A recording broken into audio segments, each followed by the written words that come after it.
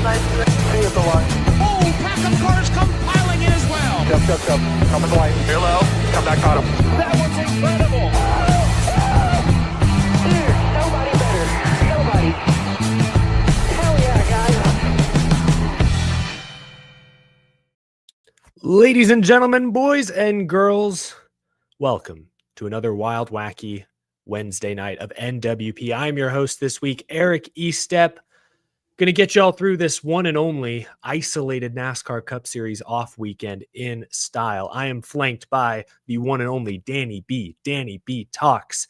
Is it true, the breaking news, Danny, that Nico's headed to UCLA? I saw that like an hour ago. It seems so. Unlike the Iamaliabas, I am proud to wear my power tee without demanding $4 million to do so.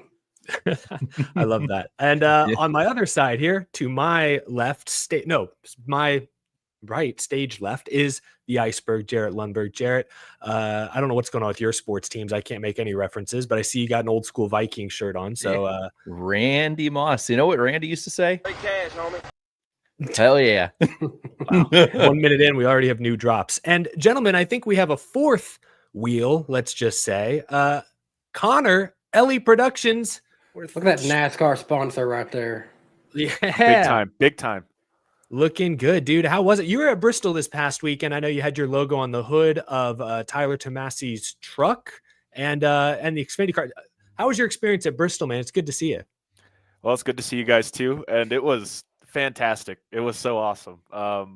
It was just so much different than anything I've ever experienced because I've always just been a fan.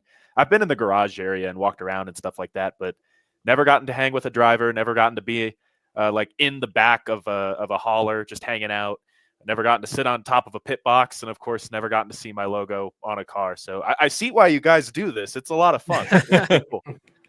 Yeah, Maybe we'll have to do it together at some point. Oh, for sure. Yeah. Hell yeah. That's incredible, man. No, well, the Xfinity scheme looked really cool. Love the red and black that you shared all over social media ahead of the weekend, and I didn't even know you had the truck thing going on at the same time. So like, that's awesome that you've had. I didn't either. Until I got there and saw it on the hood, I had no idea that was happening. So that's amazing. Well, can you let the fans in a little bit? How did that come together? Like, what's your connection to Tyler or the team? Like how did this whole deal come together? Because I mean, the three of us, we've been very fortunate. We've been able to have our logos on NASCAR cars before, but it's a lot of things have to go right for people like us to get this kind of opportunity. So I just wanted to know, like, how did this work out for you? Because that's really cool.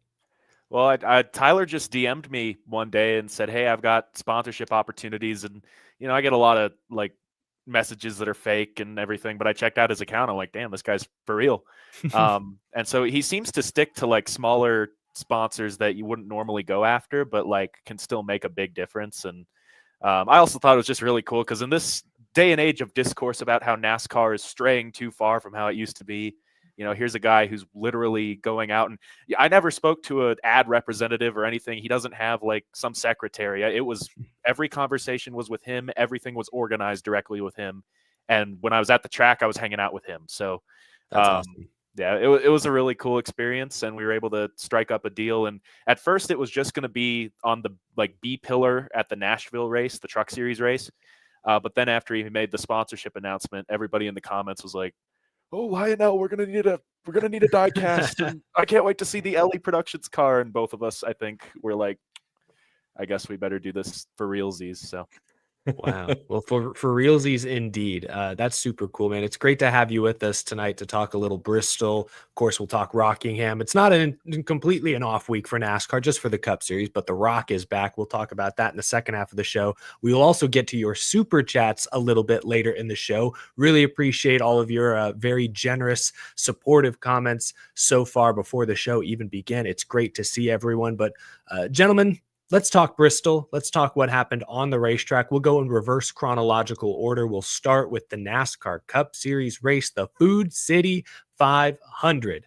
Kyle Larson dominated this race, led over 400 of the 500 laps. No one knew coming into this weekend exactly what version of spring Bristol we were going to see. Was it going to be the high tire wear race of last season, or was it going to look more like the fall race where tires didn't wear so much and we saw one driver dominate? It turns out it was a lot more like the fall race. We'll start with you on this one, Jarrett. What did you make of Larson dominating? we'll start with his performance before we get into the actual race itself. Like, what kind of statement does this send heading into the break? It's Kyle Larson. There's not much more to say. I mean, it's Kyle Larson. He's going to dominate a few races every year.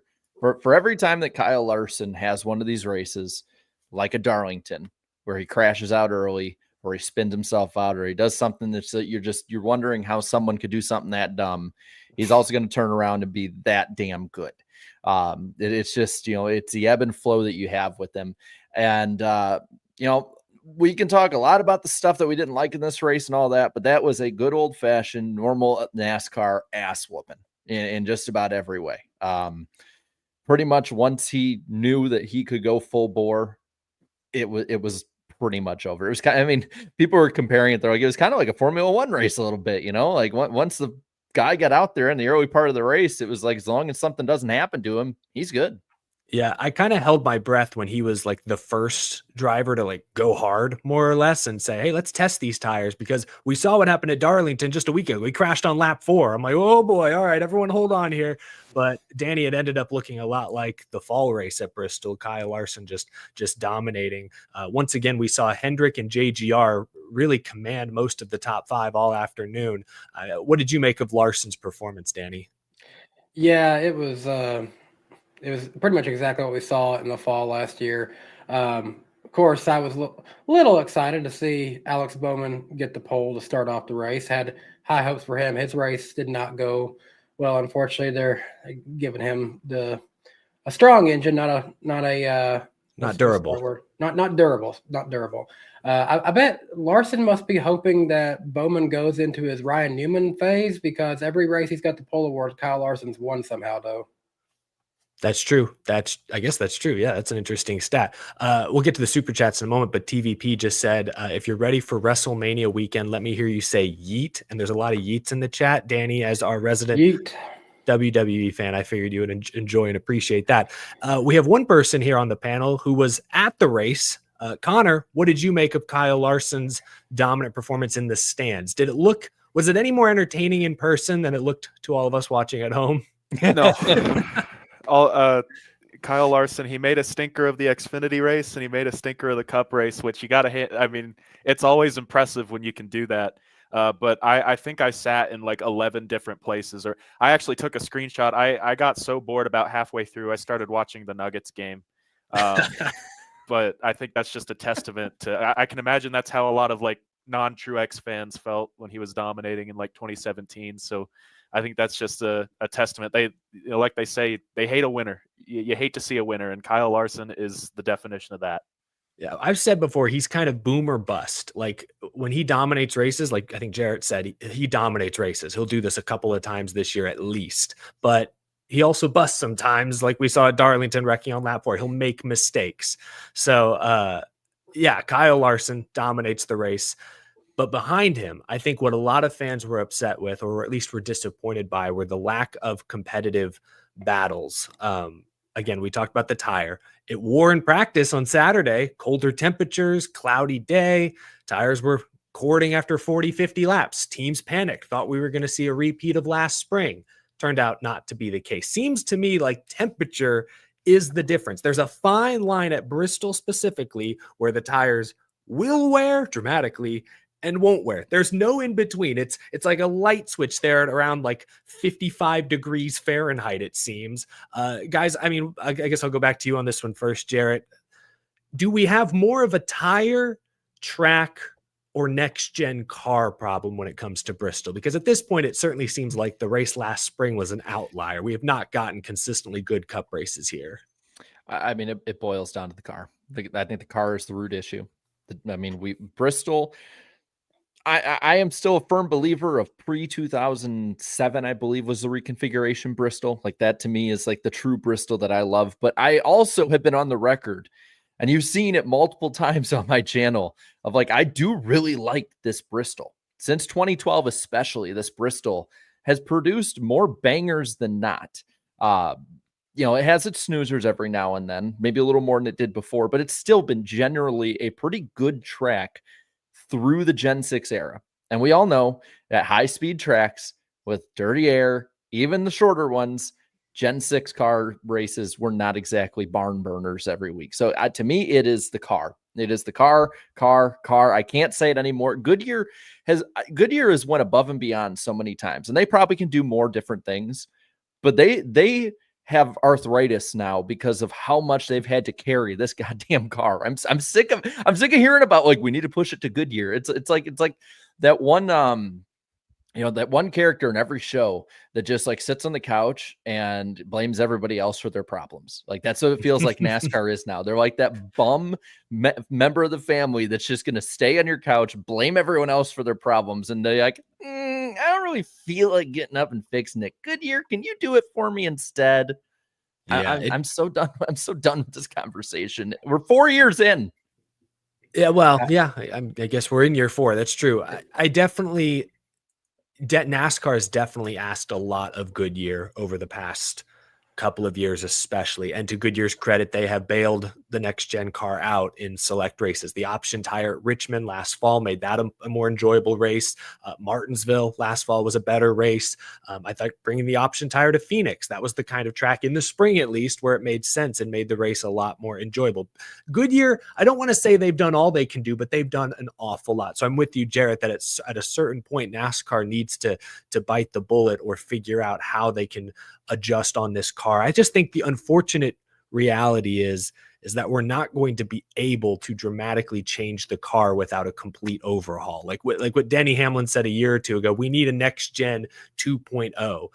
Like this, the wheels are too wide. There's too much grip. There's too much rubber actually hitting the asphalt. The cars are too easy to drive. I don't think you can just create a different size wheel and stitch it onto this car and expect it to work. That's not feasible. You will need to redesign whole elements of the car, and that's extremely time consuming and unfortunately extremely expensive. So I don't know when the next generation of car will come. I guess historically they've gone 7, 8, 9 years between generations. So I mean, maybe we're almost halfway through. Can we survive? That's the question. Can short track survive 3 more years of this kind of racing? What do you say to that, Connor? I mean, you were there in person. What was the attitude? What was the atmosphere like leaving the facility?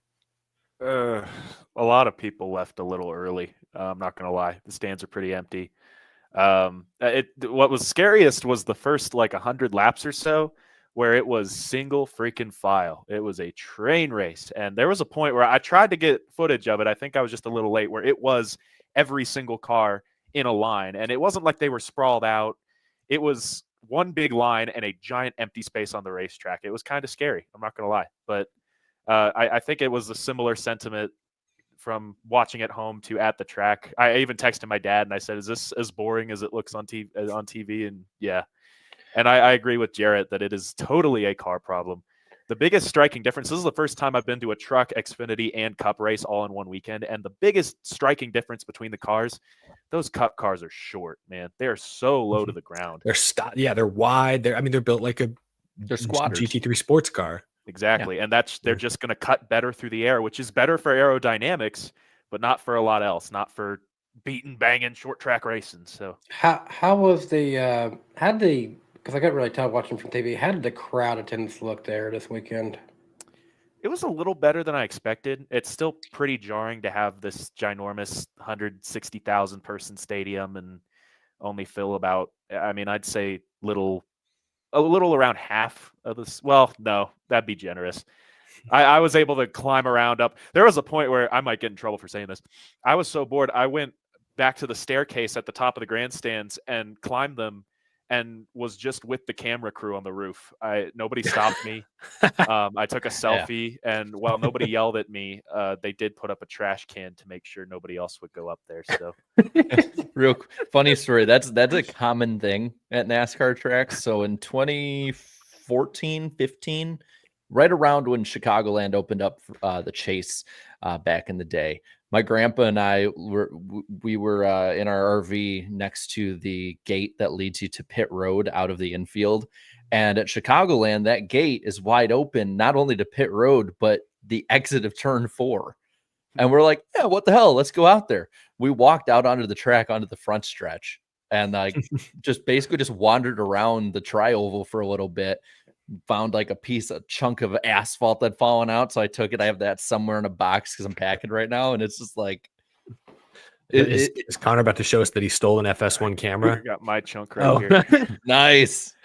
Yeah, it's very concerning how much of NASCAR racetracks you can actually get away with going to. not that like, we endure. without- We do not condone We don't- waltzing into restricted Don't areas. trespass. We don't endorse it as long as let's see, as long as If long they as tell you're you not to leave, knowing- leave. But Yes. until then, I was about to say my mantra is until somebody yells at me, I'm good. Yes. I think the only thing that I have took from a racetrack was some confetti from Victor Lane. That was it. Other than that, I've never done that. I have took a piece of coal that fell off a train one time though, so that was pretty cool. I'm looking at the remains of the Rockford Speedway on my floor right now. I feel I left have out. I need a rock. I need a piece of a track. I found a rock. Well, if they really tear up Texas, you can go down there and get a piece of that. There you go. Yep. Where's all of Auto Club Speedway? What to do with that? Oh, The man, reason that's I to think about. the reason I was asking you about the crowd attendance, because guys, whether it's in the playoffs or not, I have a horrible feeling that this year's fall race could be the worst looking attendance that we've probably ever seen. At least, especially for the Tennessee locals. You see what's on my head. The same weekend as the night race, guys, Tennessee hosts their first SEC game of the year at Neyland Stadium against Georgia. Very hated rival, and you better believe that most people in Tennessee are going to be flocking to Neyland Stadium over Bristol Motor Speedway that weekend. I was trying to see when Bristol falls on the schedule. Yeah, it is still in the playoffs. It's the first round cutoff race. Well, And with just two back-to-back snoozers and everything else, I'm not expecting a huge crowd this year for the fall race. no, and why should they? Like I have said on this show, like that I don't want to go back to Martinsville until this is fixed. I don't want to see my favorite track bastardized over and over again like this, because that's what it is. What like what people who are fans of Bristol are really experiencing right now, like to me, and this is a larger swath of fans, the short track side than Martinsville. This is what we Martinsville fans have felt since the beginning, like since 2022, because like the Bristol ones haven't been great by any means, but like they've been, the first couple have been like, at least, you're like, okay, like I can get through it. It's a bit of a slog, but it's not as horrible as Martinsville. Like now it is. Now it's just getting worse. And, I kind of started my video earlier this week, a little hyperbolic, but at the same time, not something that's unrealistic either, where I'm like, kind of imagine this future, right? NASCAR schedule is released. Bristol has one date. Martinsville has a 400 lap race, and that's it. Richmond's been demoted because nobody goes to it, and they can move it to a different street course, bigger track, international date, you name it. The fairgrounds deal isn't moving forward in any way, and Iowa is hinging on whether or not to stay, to be an Xfinity date or Xfinity Cup. And that's not unrealistic when you look back at the past at tracks that don't bring viewers in, like especially in a large swath of viewers, have poor racing and poor attendance. What happens to them? Darlington lost a race. The Rockingham, I get it, weird circumstances, lost a race. North Wilkesboro off the schedule for 20 years. Martinsville was actually about to lose a date in 2005 too, as well. People forget that was a thing. Like, that's not unrealistic, because short track racing's saving grace was that it was great at bringing in diehards and it advanced storylines with good racing, beating and banging and stuff like that. You take the two best aspects out. What are these races now? Boring as hell races that people want to skip, and races that don't bring anyone in, because the lowest watch races every year on their scheduled times are short tracks: Richmond, Bristol, Martinsville, every year. Something that we love to bring up on this show. What reason does SMI and the city of Nashville have to really push for National Fairgrounds Speedway when the racing with this car is not going to produce results that NASCAR fans want to see? Because we already know it would probably be just as bad right now. Yeah, it wouldn't be great. That's a great point that you bring up, though, Jarrett, is that the only thing short tracks had going for them is that they are gritty, grassroots, stock car racing events that appeal to the diehards. And I think the diehards, this is something Denny Hamlin said on his podcast this week, are becoming wise to the idea, to the illusion of close racing as opposed to actually good competitive racing where guys have a chance to pass. And you're right. If they don't get this sorted out consistently at the short tracks, then who knows? Richmond's been dropped to one date now, and I think Martinsville, you're right, could be next one day. All these tracks, they have contracts with SMI and Bristol, like that. Maybe it's a couple of years down the line. We don't know. We don't know exactly if it's year to year, how dire the situation truly is, but it isn't in a good place right now. We asked earlier, go ahead. Go ahead. No, because I think I was changing the subject slightly, but I was just gonna say, I will say this. The tire, it's frustrating that Goodyear has a tire that's this temperamental. I will say that. We shouldn't expect Goodyear to bail out the next gen car every week. They also shouldn't bring a tire that lasts 200 laps at Bristol. That's how can we not strike a balance there? Yeah. So I will throw Goodyear some shade on that.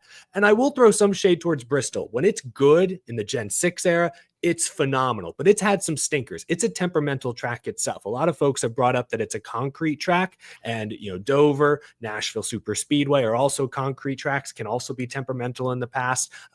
I don't know if there's any real momentum towards paving Bristol and returning it to traditional asphalt surface, but maybe there's something to obviously the progressive banking and what they've done there, the reprofiling in the past 20 years, but even the surface itself, can they change that so that the track is less temperamental? Because we were there, at least some of us were there in 2020 for when they announced an all-star race at Bristol. I'm like, I got to see that. I showed up. It sucked. It was similar. It was basically the same race we just watched with a completely different car, completely different tire. So that's why I say the track itself is not entirely blameless either. It's a very weird temperamental track, especially post reconfiguration. It's got some real high highs, got some real low lows. So I just think everyone needs to meet in the middle somehow, some way. And I think there are more realistic options than others. Now, I will admit, I did not hear this, but I had a few people that had tagged me about something that, I guess Dave Moody had mentioned. There's the possibility of Bristol being reconfigured. I'm assuming they would probably do it back, but 3-mile super speedway at Bristol. Yep. I was about to say, what's that rumor that they're going to Atlanta, another racetrack? What if it's Bristol? 40-degree banking, 40-degree banking, 40-degree banking into straightaway, 90 degrees in the turns. But I kind of how about if it rains again, we're done. If it rains, then put fish in there, and I'm going fishing in it. If it rains, we ball. Genius Bass Pro Shops is rubbing their hands together. Oh, it's all been a conspiracy this whole time. We should have seen it coming. Well, so I just on the track front, and I do want to bring something up about the car in a moment, and actually just about the direction NASCAR's gone in general in a moment. But the track side. We've had the reconfiguration in 07. They ground down the top in 2012. They put PJ1 on it in the middle of the 2010s. We put dirt on it for 3 years, which, listen, I know a lot of people didn't like it. I actually liked it. And I was one of the few people from the beginning, like the first race on, where I'm like, it's not that bad. We might need to fix Bristol, but hey, if we can do this, let's do it. But so I think I counted 4 or 5 different try to fix Bristol moments that we've had before the car. For the context this weekend, it's also important to remember that Friday it rained the entire freaking day, and even rained a little bit on the Xfinity day too, which I'm sure they had time to prepare the track between then and the Cup race, because the Cup race, it was a gorgeous day. But that still washes away a lot of that PJ1, a lot of that rubber buildup that a lot of other tracks would have otherwise had. That was gone. That rain also really cooled down the temperatures a lot. I think a lot of people got a false hope even that we would see what we saw last spring because of the way practice was, and ultimately I think that pretty much proved that it was temperature because of what we saw last year and on Saturday. I think it was Jordan Bianchi was saying 15 degrees was the difference, but when I looked, because I was keeping track of this stuff, because I'm sometimes I just get a little hyper analytical on some of these things. It wasn't even 15 degrees. It was 8-degree difference. 8 degrees is difference. And the other part that I was thinking of, and I saw some people in my comments talking about this, was in 2008, we would call a race like that where the tires are shredding 10% of the way into the race. We'd call that awful, the 2008 Brickyard 400. Now Bristol is so bad and short tracks are so bad. We are practically begging for a 2008 Brickyard over that. Now, I went to both of them and they both sucked. Well, and I'll say, I don't think last year's was a 2008 Brickyard, because they were able to actually they were still able to race. I gave it 100 on the groovy gauge. I loved it. Yeah, and I think stage 1 was a little insane, but they figured it out after stage 1. And my point is, I think it was a little hyperbole that people were doing with that, but it's kind of funny looking at the contrast. Like if you'd put a picture of practice up and you'd asked a NASCAR fan in 2008, like what track and what race is this? Don't look at the background, just look at the tire. They'd be like, oh, that was that awful Brickyard race we had. It's like, no, this is Bristol in 20 years. It's frustrating, because it's like we've been doing the same damn thing. But I wanted to read something. Speaking of doing the same damn thing, I want to read a quote from an article from a driver really quick. And I'm not going to tell you who said it, but I'm going to read it here. It was like going back 15 years in time or something like that. You could pass actually in the corners. You could get one guy on the bottom, one guy on the top. The air wasn't so turbulent that you couldn't just get out to the outside of people. Now you can. So the track got really wide. It's like it aged 10 years. It was awesome. Everybody got out with a smile on their face. You actually wouldn't feel guilty cashing in your paycheck on Friday anymore because you actually had to drive the cars like you used to. Who do you think said that? When was this quote? I'm not even going to tell you. Just last 10 years or so. Who do you think said that? Tony Stewart. Nah. Any other guesses for? I need more context. Danny? Matt Kenseth? Yes. Matt Kenseth, 2014 at Michigan. Connor is so damn good at predicting random drivers. He's so Which, good by the way, this. Eric broke your record, I should let you know. Oh, no. I got it super what? lucky a few weeks ago. Who? It was John Hunter Nemechek, right? Yeah, you got John Hunter Nemechek. I got it in like two guesses or whatever it was, or two clues. All right. So you got competition. But so my point, going back to it, that was Matt Kenseth talking about Michigan and dirty air and being able to pass and then sliding around because they had the 950 horsepower, less downforce on the cars. Because even back then, people were complaining. They forget about the 2014 package. And NASCAR decided to go in the direction of the one they hated the most, and they have kept moving that direction ever since.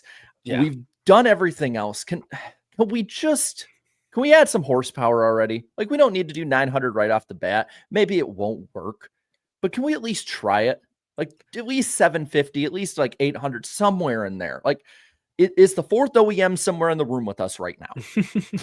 Yeah, I mean, I did a whole video earlier today where I talked about how NASCAR's pursuit of parity may ultimately be their downfall. Like it's. I got a good one on that. I mean, going back 10 years ago, the moment they started cutting horsepower, I think part of the reason they say it was, to attract, part of it is to attract a fourth OEM. There's probably some truth to that, but I think there's also truth to the theory that it creates closer racing. And that's what they want. They want more cars in the shot at all times. They want it to look, at the very least, like multiple guys have a chance to pass. I mean, everything from the spec car to the elimination style, one race, winner take all format. We've never seen a back-to-back champion since this format was introduced. They basically were scared, or spooked, I should say, by what Jimmy Johnson did, winning 5 straight titles. They saw the ratings go down with the recession. They saw sponsorship go down, attendance go down. That scared them. And ever since 2011, let's say, really since 2014, 2015, every decision they seem to have made, every competition level decision they seem to have made, including stage cautions, for example, seems to be aimed at making the racing closer and the points, the championship fight, closer. But oftentimes that's come at the expense of letting superstar drivers show their superstar skills. So now you have a car that's so equal, a tire that doesn't consistently wear, and drivers who all study the exact same data.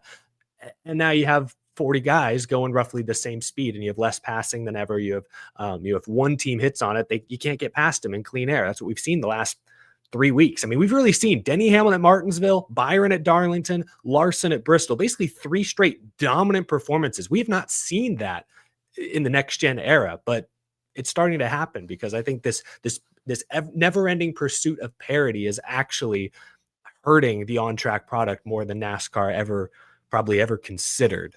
I don't know what you feel about that, Jerry. You said you acted like you had something you wanted to add. Well, it reminds me of a conversation I had with Jeff Gluck in 2022, where he was, I think there might have been a few of us there. It was at Gateway, and we were talking about the next gen and the parity and all that, and remember, I mean, 2022, a lot of that season was a banger. Like, it was a lot of fun. Like, let's not act like the next gen era hasn't had a lot of fun moments either, but it's just kind of progressively gotten more and more tame, in I guess is a nice way of putting it. But he had said, he's like, I hate the direction we're going right now. He's like, because we're just going to get to the point where nobody can pass each other because they're all the same, and we're not going to celebrate greatness. And one of the things he had said, and it's always stuck out in my mind, is that he said NASCAR is the only sport that I can think of that on every single level punishes you for being good. It takes your lead away when you head into the playoffs. It takes your lead away now every 3 races in it. You have none of your season really matters points wise in the last races. The stages brings everyone closer together. So if you have a big lead, he's like, you get taken out. He's like, how many races do you think? And he brought up like Kyle Busch, Kevin Harvick, Martin Truex. How many of those races would they have lapped up to like 3rd if they just let them stay green and earn the points that way? And somebody else had to find a different way to beat them that wasn't as fast. Instead, they get caught up, and there's races you see those guys lead and they get wrecked out because, well, the stage caution brought all of the guys who shouldn't be there closer to them. And everything he pretty much said in that conversation 3 years ago is like, it's coming to fruition right now. And it's because he was saying, he's like, NASCAR needs to be the opposite of Formula One, and trying to get everything is, like in the sense of like, trying to let everything be, no holds bar like Formula One. NASCAR needs it to always be closer together. They need to always be parity and everything like that. And in some ways, we just need to let racing be racing instead of trying to control it. Like, stop being gods over the racing is more or less what he was saying. And he's not wrong. I think, but we went too far down. Have we went too far down this road? I guess I shouldn't say we have. Is there no turning back at this point? I don't know about that, but you talking about NASCAR trying to stray from Formula One reminded me one of the most striking things about going to Bristol this weekend with all the haulers lined up next to each other. There is a lot of teams that just have the same hauler design, which was there was even a McLaren hauler in the garage. Like, there was a McLaren hauler there. And I was like, oh God, what are we doing? That's interesting. Total sidebar, but that was just, I think they work on like some of the technical don't they do like the digital dash for the cup cars? I think there's like some of their technology, something like that. Yeah. To your point though, Jarrett, it's I don't think there's no turning back. I do think this spec car and how that's transformed the industry, the economy, if you will, I think that's going to be difficult to go back from. But there are other, you can widen the box drivers and teams can play in other ways, by adding horsepower or by,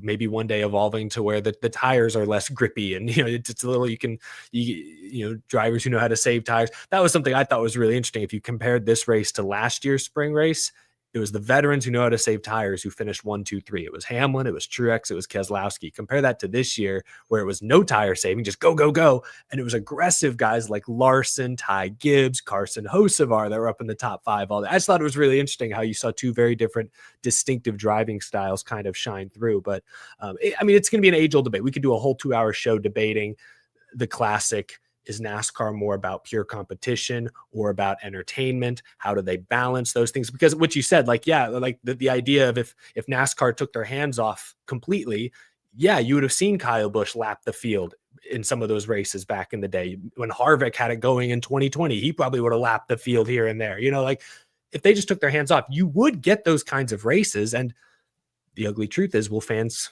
watch? There is at some point, do they have to step in? Would fans accept a race like that? I don't know. I think we might be past the point in that respect. Well, and then we started the show in 2018, and the first half of that season was rough. It was a lot of dominant driver. It was Truex, it was Harvick, it was Busch dominating the intermediates. The big hard 3. Harvick, dude. So it's like I can't even be upset entirely with NASCAR for wanting to chase this closer racing, because when the racing wasn't close, us and probably everybody else watching this complained when it was 1 or 2 guys dominating. So it's like, that's why I bring this all back. And I asked the chat, what was the biggest issue at Bristol? The tires, the car, or the track itself?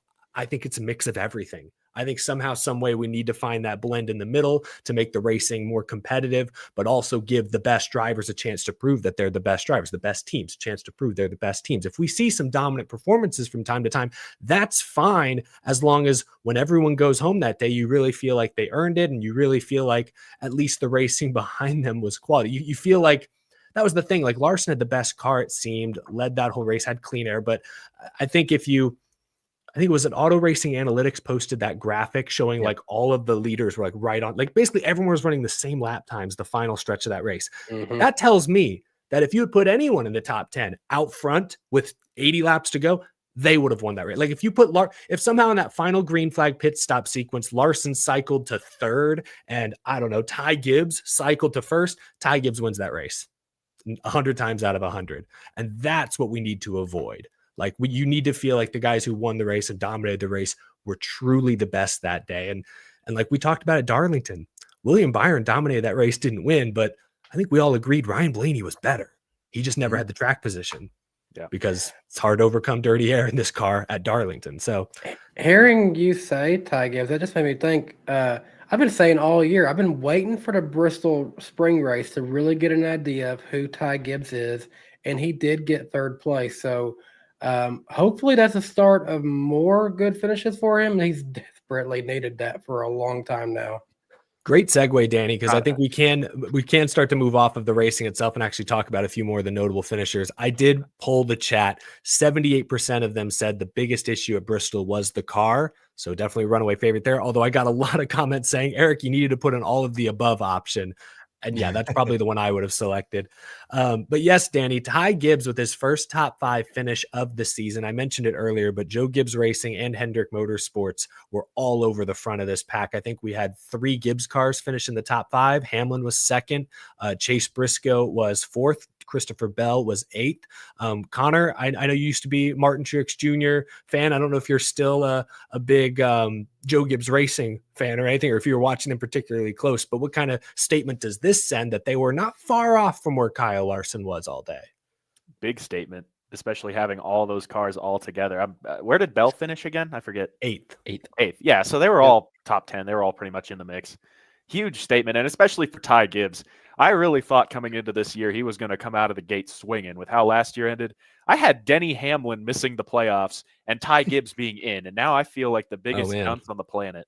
Hey, but that's brave of you to admit that publicly in front of the world. I'm so sorry, Hamlin fans. You get my full. You can trash me as much as you want, but hopefully it's a sign of things to come. I really think at this rate, I really feel like Ty Gibbs is going to get his first win very soon, but probably at a super speedway.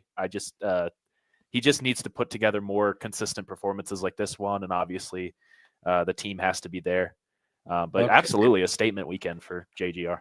Convenient for him. What do we go to in a couple weeks?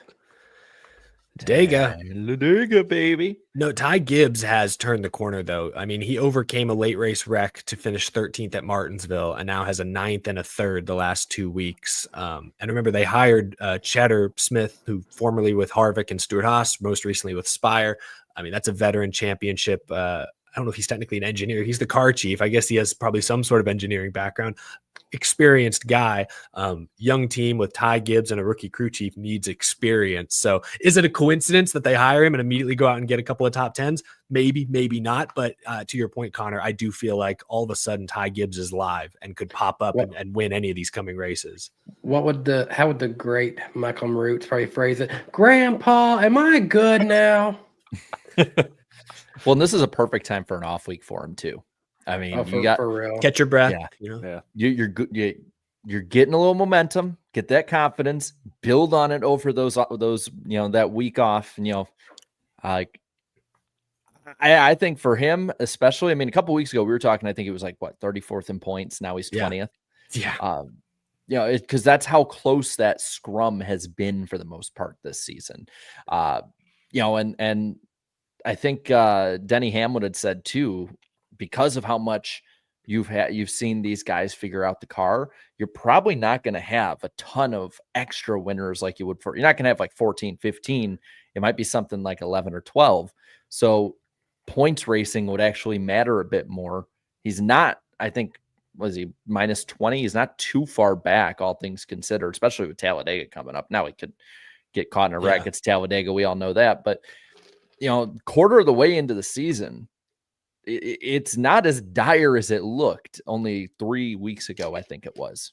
Yeah, they have like 3 weeks ago, I was already ready to say you can't point your way in from where he was at. Also, because I think I figured probably wrongfully that the cut line would move up dramatically. But now, I mean, we've seen Gibbs and Hendrick dominate in the win column so far this year. We may only see 10 or 12 different winners. And so, yeah, like you guys can see the points scrolling on the bottom of the screen. Guys like AJ Allmendinger, I believe, are only like a couple points out of a And playoff spot for the time being. Like and it's interesting. he got ninth place this weekend, man. He did good there. He did good at Martinsville and Homestead, I think, was also Yeah. tracks he's good at. He's gotten top tens at tracks where historically he's had good runs. So if he can keep capitalizing on that. Yeah, well, Honestly. fun fact about AJ, he's got 3 top 10s already this year.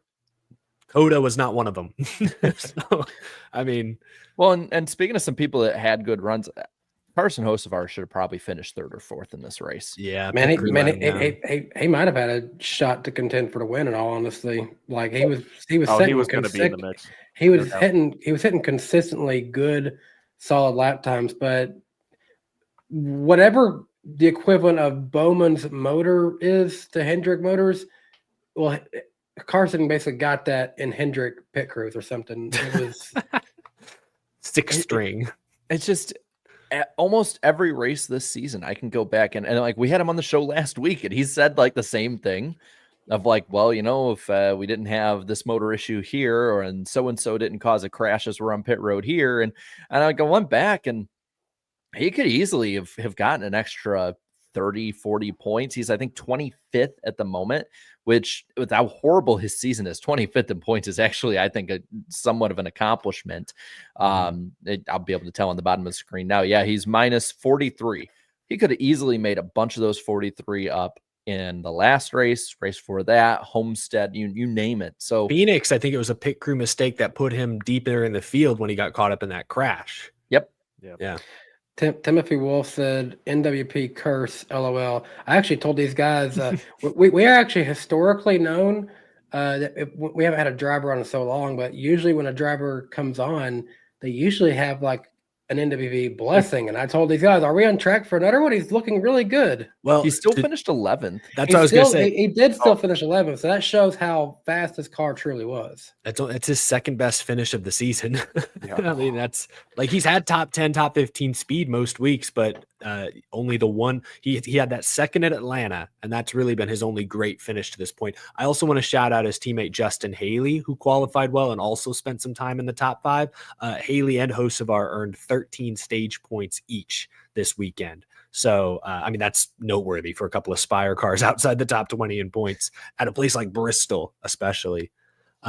Well, we've shouted out a lot of drivers. We talked about TV numbers in or earlier, so I figured now we could spend a moment talking about the television ratings across all motorsports. It was a busy sports television weekend, obviously with the Masters. Rory McIlroy, shout out to Rory winning his first Masters in however long.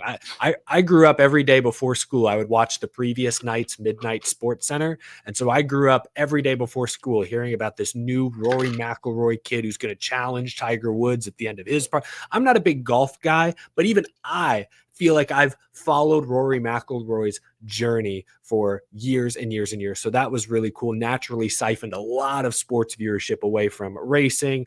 The final day of the NBA regular season. Good luck to your Nuggets, Connor. As you can see, I am clearly rooting for the other side of the Western Conference bracket. We'll see what happens. Hey, come on. We've had like 3 or 4 terrible years. Give us this. The rebuild, it's been all right. Okay. I don't blame you for being greedy. Go Bulls, yeah. Let's talk racing numbers here. The Cup race at Bristol, 2.054 million viewers.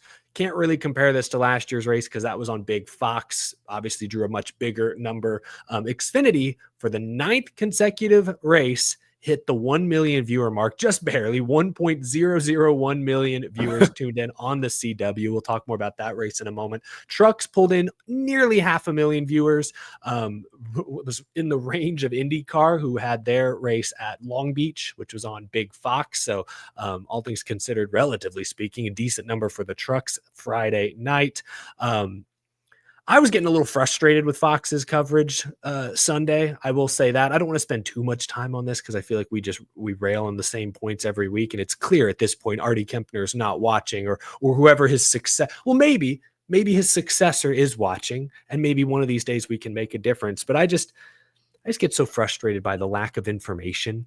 Like they get little details right. Like they've added, a little fast lap decal on the side to let you know who gets that extra bonus point, but then they'll cut away from pit stops to go to commercial, come back from commercial, and show us that all this crazy shit happened they'll show us the replay of tires going everywhere, guys falling off the jack. I'm like, oh, would have been great to have seen that live as opposed to having to get fed it after the fact when I was instead having to watch another Brestry commercial. So just little things like that. It's a lack of attention to detail that bothers me with Fox these days. At least, you know what? At least we all learned what Peyronie's disease is. How could you not know what Peroni's did? I didn't know what that was 2 years ago. Now I see it in my nightmares. I'm telling you, if you want to know the clientele of a sport, just watch their commercials and you'll know exactly who's watching. We are basically medical professionals now. Hey, you know what? Great. I'll know. Like if I get Peyronie's disease in 30 years, I'll know what to get. What will it be? You know all the side effects. Yeah. I know all the side effects. I've seen all the bent carrots I could possibly see. It's great. It's great. You know what? This is perfect time to say exactly. This is fun. We're having fun. Yeah, we're having a lot of fun. We're having a great amount of fun. I'm going to say this about the Fox side of it, right? And maybe this is me just being a jealous NASCAR fan. I'll fully admit that's probably what it is. I am so damn sick of every single NASCAR race I have to hear. You know what? You should go watch IndyCar instead, or NHRA, or UFL. I'm sick of far more than any other broadcast. For Fox especially is hey, you're watching this, go watch something else instead. Hey, the IndyCar race is on right now, you should go watch that on Big Fox. It's like, why? It's the dumbest thing. It's like if a bunch of people went in the chat and they're like, hey, so-and-so's live right now, go watch that. Like, no, I don't want to see that.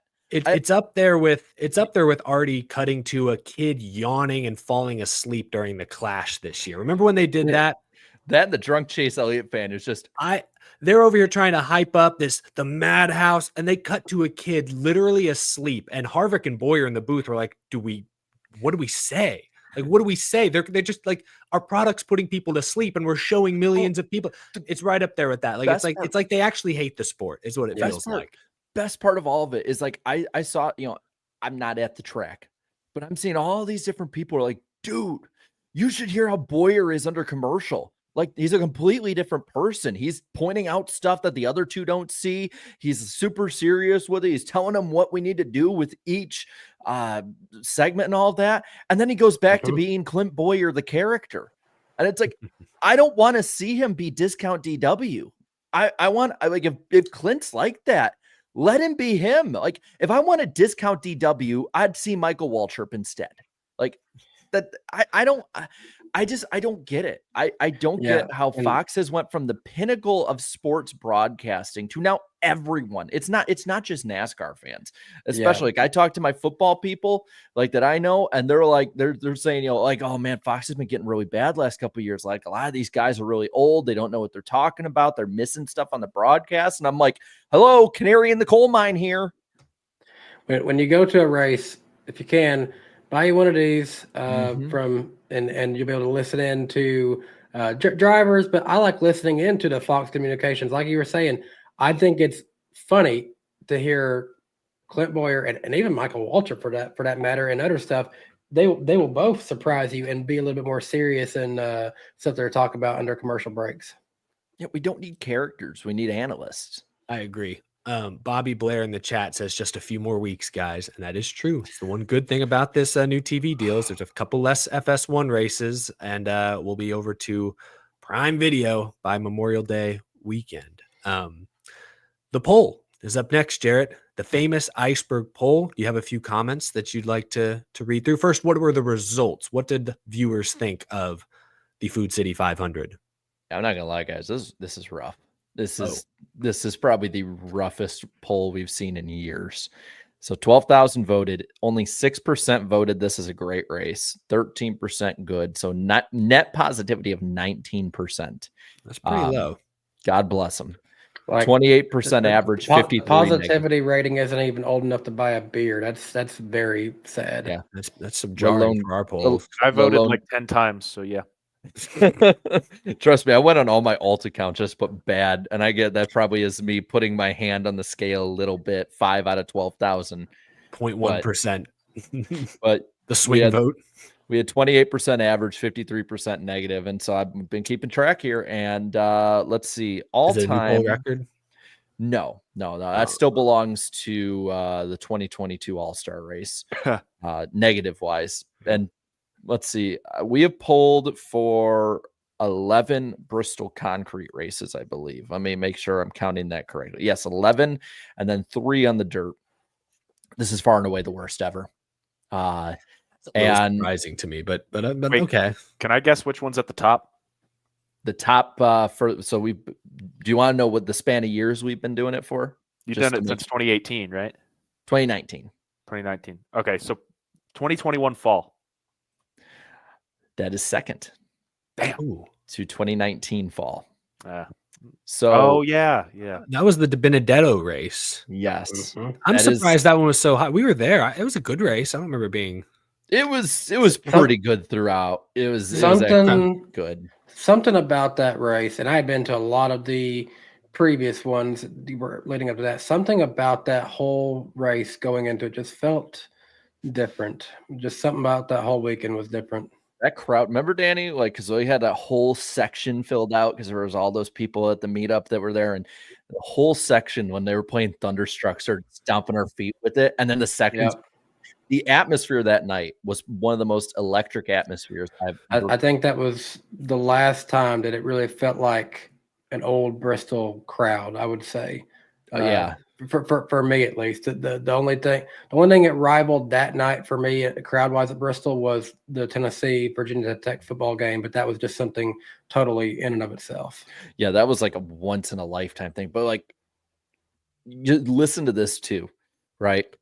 The 3 lowest are 2023's Bristol night race, 3rd lowest at 66% positive, 2024 at 30% positive, and then, of course, 19% for 2025. The only outlier in the next gen era is the 2022 night race that was highly voted, and then last year's spring race, which were both in the mid 80s positivity-wise.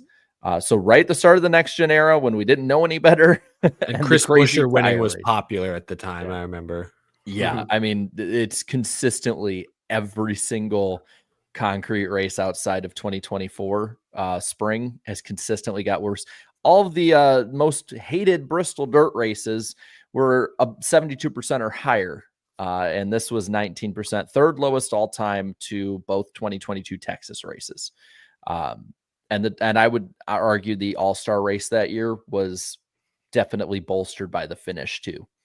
It was bad, but the finish is what really did that. This is, I would argue, unprecedented. We have never this far in had this much hatred. I'm excited to hear the gutter. Oh yeah, yeah, let's get to it. Their first comment was from the ultimate KFB fan who said, "Wow, that was a sad race. I'm happy for Larson, but I wanted last year's race again." Dang. Yeah. Yeah, I think y'all better hope for a cold front in Tennessee moving forward if you want that. Or move it to the week after Atlanta at this rate. Maybe. We'll get it cold enough, damn it. Might rain, but it'll be cold. Snowmobile 500. Hey, maybe the championship race at Bristol ain't such a bad idea. A couple of the comments here, and then we'll get to the gutter. LG Knight 2019 says, "We want more horsepower. We want more horsepower. We want more horsepower. We want more horsepower." Guys, I don't know what they want. Yeah, what do we want? Bigger doors. Come again? What was that? We race cars, not horses. I don't know why you're asking for more horses. Matt Crafton is very not happy, said, "Looking for the atrocious option. I can't find it."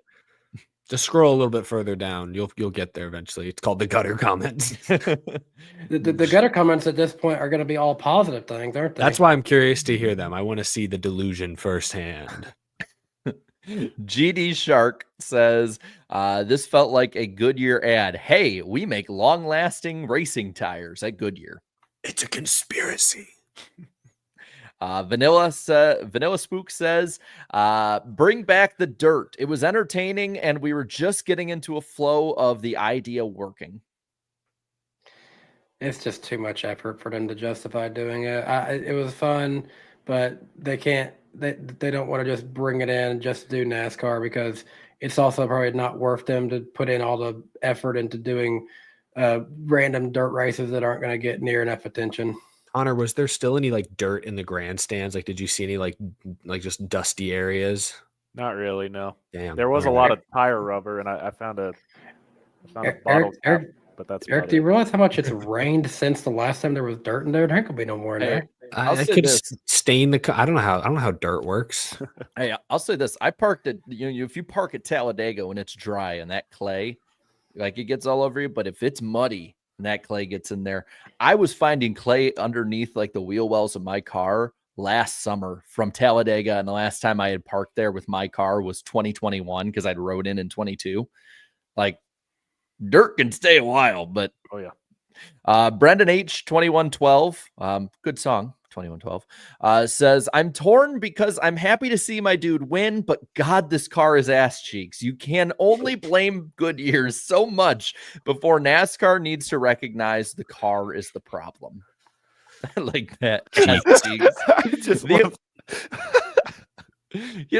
I'm realizing something, right? Like we had made the joke of like, if you look at NASCAR podcasts, whether it's like Bless Your Heart or Glass Case of Emotion, all those, like What an interesting podcast to start with. well, what I'm saying is like these NASCAR and like big budget podcasts, for some reason, they revolve at some point talking about poop. And if you go look, it's actually really odd. But then like I look at the independent side and the amount of time we talk about ass, whether it's belt to ass cheeks, this race's ass, like we say that a lot. Like you could do a drinking game. And I just love that when we say something's bad, now we just say it's ass cheeks, or we just say it's cheeks. That's probably my favorite one, dude. I was in the car with my parents a few weeks ago, and I was explaining to my mom what, like, I think I said something like, "Oh, that sounds like cheeks," and they went, "What?" And I had to explain to them what it meant. And then I saw my parents like a few weeks later, and my mom dropped a like, "This is cheeks," like perfectly in flow, like made perfect sense, and I was very impressed with my mom. I was like, "Wow, that was incredible." I'm proud of you, Mom. Yeah, the I gave her the other- first hug I've given her in years. I said, "This is."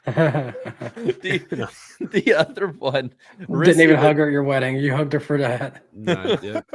The other one Riss brought up is like, she's like, what? Why do we just all like we've all say it, but why do we all just say everything and everyone is crashing out now? Like I love it, but like when did we start saying this? Yeah, I'm where like, did I don't that know. come from? I don't know where crashing out came from. It just suddenly was like here. Which TikTok trend did we miss? We're like boomers on the internet these days. The three hosts, at least, we're consider. I've noticed the amount of people that have been in my comments that have been like, "Oh, he's one of those older YouTubers. Like that's an old guy there," and I'm like, "I'm 27."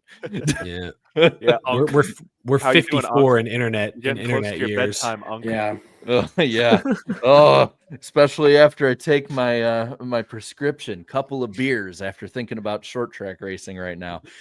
Jared Kinsley here says it speaks volumes when cars pit and get 40-ish or more new lap tires and only gain 2 to 3 positions in 80 laps. Yeah, Blaney in that whole sequence didn't gain a spot off of where he was before the pit cycle started. Yeah, I think he got back to where he was. Yeah, he was 5th before and he was 5th after. I mean, and even in the truck race, I tweeted it because I was like, "Oh, not sure what this means going forward." But like Raja, and we love Raja, he's got a good truck, good driver, but he had 60 extra laps on his tires and held off like the whole field for a 40 lap, 50 lap Yep. run. I was had like, no "Ooh." idea what was happening there. I literally was in the corner, like just filming the turn, and I looked up, he's Yeah. leading, and then I looked up again, he's still leading. And maybe I they didn't were know all it was playing. tire strategy. I thought he just Yeah, did it out it of was- spite. I was like, "Oh, that's not a great sign." Feels like they should be able to shuffle him out, and took him a while. Anyway, Last one here, Yankee Doodle said much better than last year. Okay, I will admit, getting towards the bottom. Let's get to the gutter. All right, let's Okay, get give to me the the gutter. gutter comments. 81 Casper flipped, simply said it was amazing. Yep, that's what I was expecting to find in the gutter. Yep. Casper, you're a friendly ghost, but you're wrong. He's a Larson fan, probably. Maybe. Bosch 51 says, I'm just happy that Kyle Larson beat one of my most hated drivers in Denny Hamlin and ended his chances of winning 3 races in a row and ruining 3 weekends in a row for myself. Plus, Larson had a hot rod leading 411 of 500 laps en route to victory. Does Clint Boyer have a burner account? Take a saying shot hot every rod time you there? hear hot rod. Yeah, hot rod on a track out here.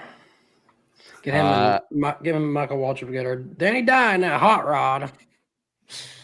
And Jacob Parker with the lowest comment in the gutter says, it was a great race. You guys are just haters. Glaze on Kyle effing Larson.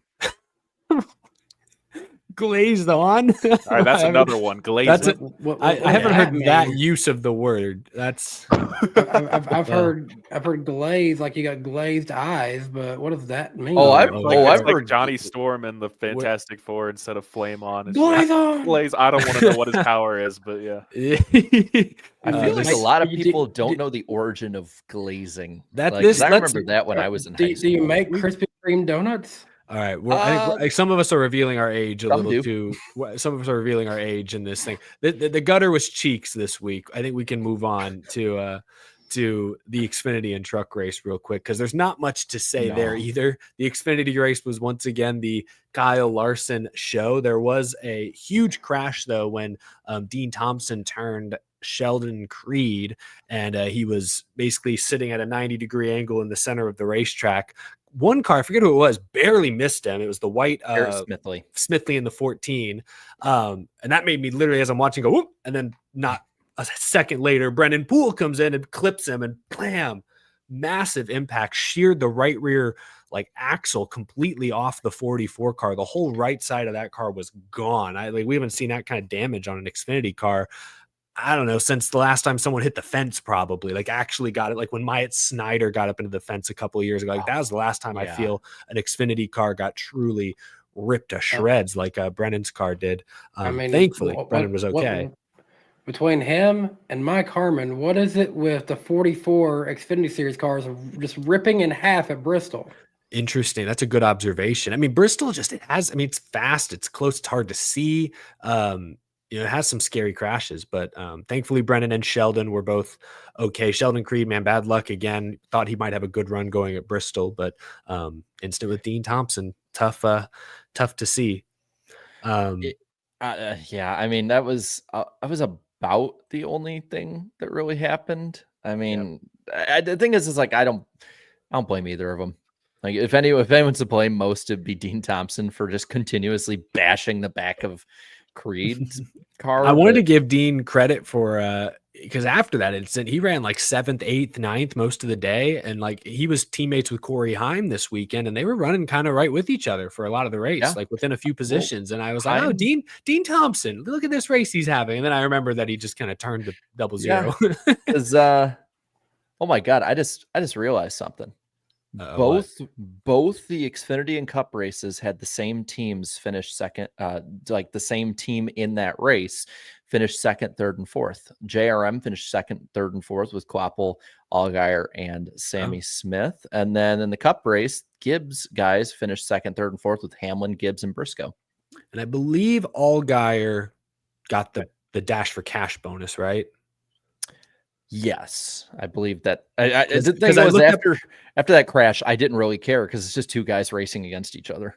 Yeah, it was Creed and Poole were both in the dash for cash, and I think Austin Hill was the other dash for cash guy, and he just sucked all day. He was like 17th. So yeah, it was kind of the Xfinity did not get their money's worth, unfortunately. Well, I was also just thinking about it. Larson came very, very close to getting his. Like we talked about it so much at Homestead, but he almost won all 3 of them. Which the truck race, I didn't think about it much because it was Chandler Smith and Bailey Curry and Roger Carruth all leading that race, but he was one pass away.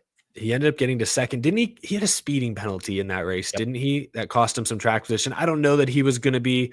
I don't think he had the clear equipment advantage or setup advantage in the truck race like he did in Xfinity and Cup. But yeah, if he doesn't have that penalty, maybe he does get the clean Kyle Busch style Hey, sweep. But say this too: yeah, best car won each race. I would argue the yeah, best car won each it's true. race. I think that's Uh, true. So I can't hate it that I thought much. it was a little toss up in the truck series at least. I thought Well, I Bailey mean- Curry could have done I felt so bad Yes. for Bailey, man. Yeah. Oh, I forget what broke on his. I think maybe just lost a cylinder. What happened? Transmission, It I got think in it was. Yeah. Transmission. That's it. Yeah. I mean, but he was top 5, and that's a part-time. He's part-time in that truck. And Nice, they're good, but they're not quite where they were with Chastain and even Hocevar. Like that was a really good run for Bailey. He was up there like battling for the lead in that 44 truck until it let go. That was a shame.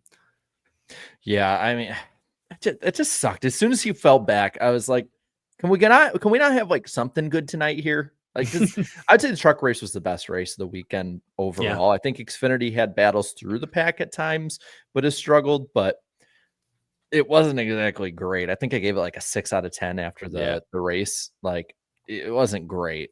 But yeah, Chandler Smith, though, it's his first win since going back down now to trucks, front row. Yeah, so it's interesting. We talk a lot this week as well about Larson and other Cup guys running Xfinity and truck races, bushwhacking the field. Should there be a more strict limit, or should they open it up more? And my argument was that I think it's a pretty good balance, because if you look at the truck series this season, 4 of the 6 truck races have been won by truck regulars. You know, you had Heim or Kligerman, depending on how you look at it, Daytona. Heim's got 2 wins this year. You got Chandler Smith this week, and then I forget who the other winner was now, but Kyle Busch and Larson are the only 2 Cup winners to come down and win a truck race. And then on the Xfinity side, I know he should have probably won Homestead, but Kyle Larson's win at Bristol was the first Xfinity win by a Cup regular this year. Bowman, remember, got used up by Almirola. At Darlington, remember, there was like Christopher Bell, Ross Chastain, Chase Elliott were in that race, but it was Brandon Jones who got the win. So yeah, all this talk about Cup guys stinking up the show, it's like, I don't know. They haven't, outside of Larson once or twice. They haven't. That's the thing, is there's not as many as there used to be. Yeah, I think it's a good balance. Yeah, I mean, I'd say keep it as is. I'd say, like, if you want to make any exception, and because you don't have to make it too hard here, but if you don't make any exception, if a Cup guy wants to race past their allotted 5, I'm okay with it. If you do an Xfinity team that's a full-time team that's outside the top 20 in owner points, make it difficult on the Cup guys. Make it better for a team that might need to get that. And maybe you can do past the top 25. Make it to where, like, a team that needs good performances can call in a Cup driver. It might screw up the back of the pack, and maybe that's the wrong way to go about it. But if, like, you want to do anything, even the playing field, because if you had somebody that was, say, in, I don't know what car is like 25th in owner points in Xfinity, someone can probably pull that up. But that'd be a pretty steep drop off. That'd be like putting Larson in the 45, like in the Alpha Prime 45. We've seen the 45 car win stages before. You get him on those tires. Like, do you think he could probably make it up like on a tire difference compare like what he could make up to compare what like Tommy Joe Martins could? Love Tommy Joe Martins. He ain't Kyle Larson, and I think he would tell you that. Like, that would be really interesting, because then you have someone carrying maybe a 20th or 25th place car to a top 10, and they could still end up winning depending on if things happen. But you even out that playing field, so you're not screwing over the best ones out there too. But I like the idea of somehow maybe incentivizing them to do that, because you would have to. Otherwise, why would a top driver willingly drive for a slow car if they don't have to? But I like that idea of like that's like the when Lemonis used to do the bounty for who can beat Kyle Busch in a truck race or whatever it was. Like, this is like a new version of that. It's like a new sort of race within the race. How far can Kyle Larson take this 25th place car on Saturday? That'd be kind of fun. It'd be interesting. Jags fan 3039 brings up the 99 is 25th in owner. So Matt DiBenedetto's car, Viking Motorsports. Yeah, Dibby, you're out for the week. Kyle Larson's in. I bet you Kyle Larson would be 10 spots better. Oof. And to me, go for it. I was going to say, big shout out. I just want to make sure I get this in. Tyler Tomasi, when we were in the trailer before the truck race, we were like looking through the lineup and everything. And he was like, maybe around 27th, 28th. We can get the top 30. That's a good run. He ended up finishing 21st. It was a hell of a run for the Ellie Productions. That's right. F-150. I love That that. was you brought it up earlier. It was funny because like I was getting ready for my post race stream, and John Ramos, IDK player, he calls me and he just goes, "Dude, when did LA Productions get a truck?" And I'm like, "I don't know, but you saw that too? Like I didn't know that was." And We I only looked knew up and I about the see your Xfinity car. yeah. I looked up and I'm like, "Wait, I recognize that." Yeah, that's awesome. So that is awesome. The run they had. You got the best ever 2-for-1 package anyone could ever ask for. Oh hell yeah! It was a great deal, great weekend. The highlight of what was otherwise a fairly disappointing Bristol Motor Speedway race weekend. That's going to do it for the first half of our show. We've got some rumors that we're going to talk about in the second half. We're also going to preview Rockingham Speedway. We've also got our fun segments. Ellie Productions here is going to try and beat his random driver of the week guessing record somehow, some way. But first, we've got quite a few super chats. We're going to start with our first super chat stage break. I'll go for a few minutes. Very fitting. Thank you to folks who even sent super chats before the show. We'll start with Napa Racing Fan 927. Number one Fox moment on Sunday. Last side-by-side, Fox zoomed in on a hot air balloon during the race. Fox was more entertained by a balloon than Bristol. Damn. That's did you when you're up there, Connor, did you talk to any of the camera guys? Did you offer any to, hey, can you pass this message along to your to the suits? Hey, we need this. Oh, okay. Well, No, there was only two of them. One of them was hard at work. The other was eating a sandwich. And that's probably not the time to intrude. Out of all the things that they do, why can't they ever just film a train for me at Martinsville? They never seem to look at those. We need Danny to direct the broadcast going forward. Be like, what? There's a lot of train shots. They shoot the planes landing behind Daytona. Why can't they do the trains? Good point. Irvin Alvarado, thank you for the 10. Larson after Darlington told NASCAR that he was about to show the leather belt and went full spanking domination Xfinity field to help then. Thank you for the super chat, Irvin Alvarado. He does say, I think he's going heel like John Cena to try and win it all. I did appreciate the kind of the trash talk from Larson this week, saying that his goal is to embarrass the Xfinity field, embarrass NASCAR. He wants to just kind of show that these young drivers still have ways to go. And I mean, the time to talk trash is after you dominate back-to-back races. So I kind of liked him leaning into it. Talk trash to Denny too. I love it. Yeah, I like it. We need more legit rivalries at the front of the field. Arnold with the super chat says, my fellow motorsports fans, this is not recall. This is a total recall. And I've come back from the future to terminate, all caps, the lower horsepower and clean up NASCAR. Paid for by the people who really, really don't like Steve Phelps. Okay. Thank you, Arnold. I think I like this character. I'd be happy seeing this one. The accent, but they spell it as Arnold, so I kind of have to do the accent. It's not a tumor. It's not a tumor. That was good. Do the old terrorizer voice. If anybody watched the Van Oss crew back in the day. That's a good one. Another Irvin Alvarado says, actually, I think if Xfinity or truck drivers screw up a race, Kyle Larson, like The Rock, aka the final boss, shows up to punish them completely. Another WWE crossover here. Irvin Alvarado wish casting Kyle Larson into the ring, it sounds like. Justin Drake, very generous super chat before the show began, said, all right, let's get the party started. I love Larson's comments on wanting to dominate the Xfinity Series. He is right in his assessment of those kids needing a reality check that they're not at all on the level of Cup Series contention. I mean, yeah, I didn't have a problem with him saying it, frankly. Because I think you're right. I think we see rookies come into the Cup Series the last few years and aren't as ready to win now as they were when we were kids, when the Matt Kenseths and Dale Juniors were winning in their rookie season, and Kevin Harvick won in like his fourth race in the 29 car. You know, like you don't see that anymore, really, unless we count Austin Cindric's Daytona 500 win. But that was the outlier. Daniel Meredith says, let's go Casey Kane at the Rock Saturday. Yes, Casey Kane makes his NASCAR return. We'll talk about that a bit later. Isaac V24 says horsepower is to NASCAR what dehydration gun is to Megamind versus the Doom Syndicate. I did not see that movie or a show. Was it a movie or a show? I forget what it was, but they Megamind was a movie, I think.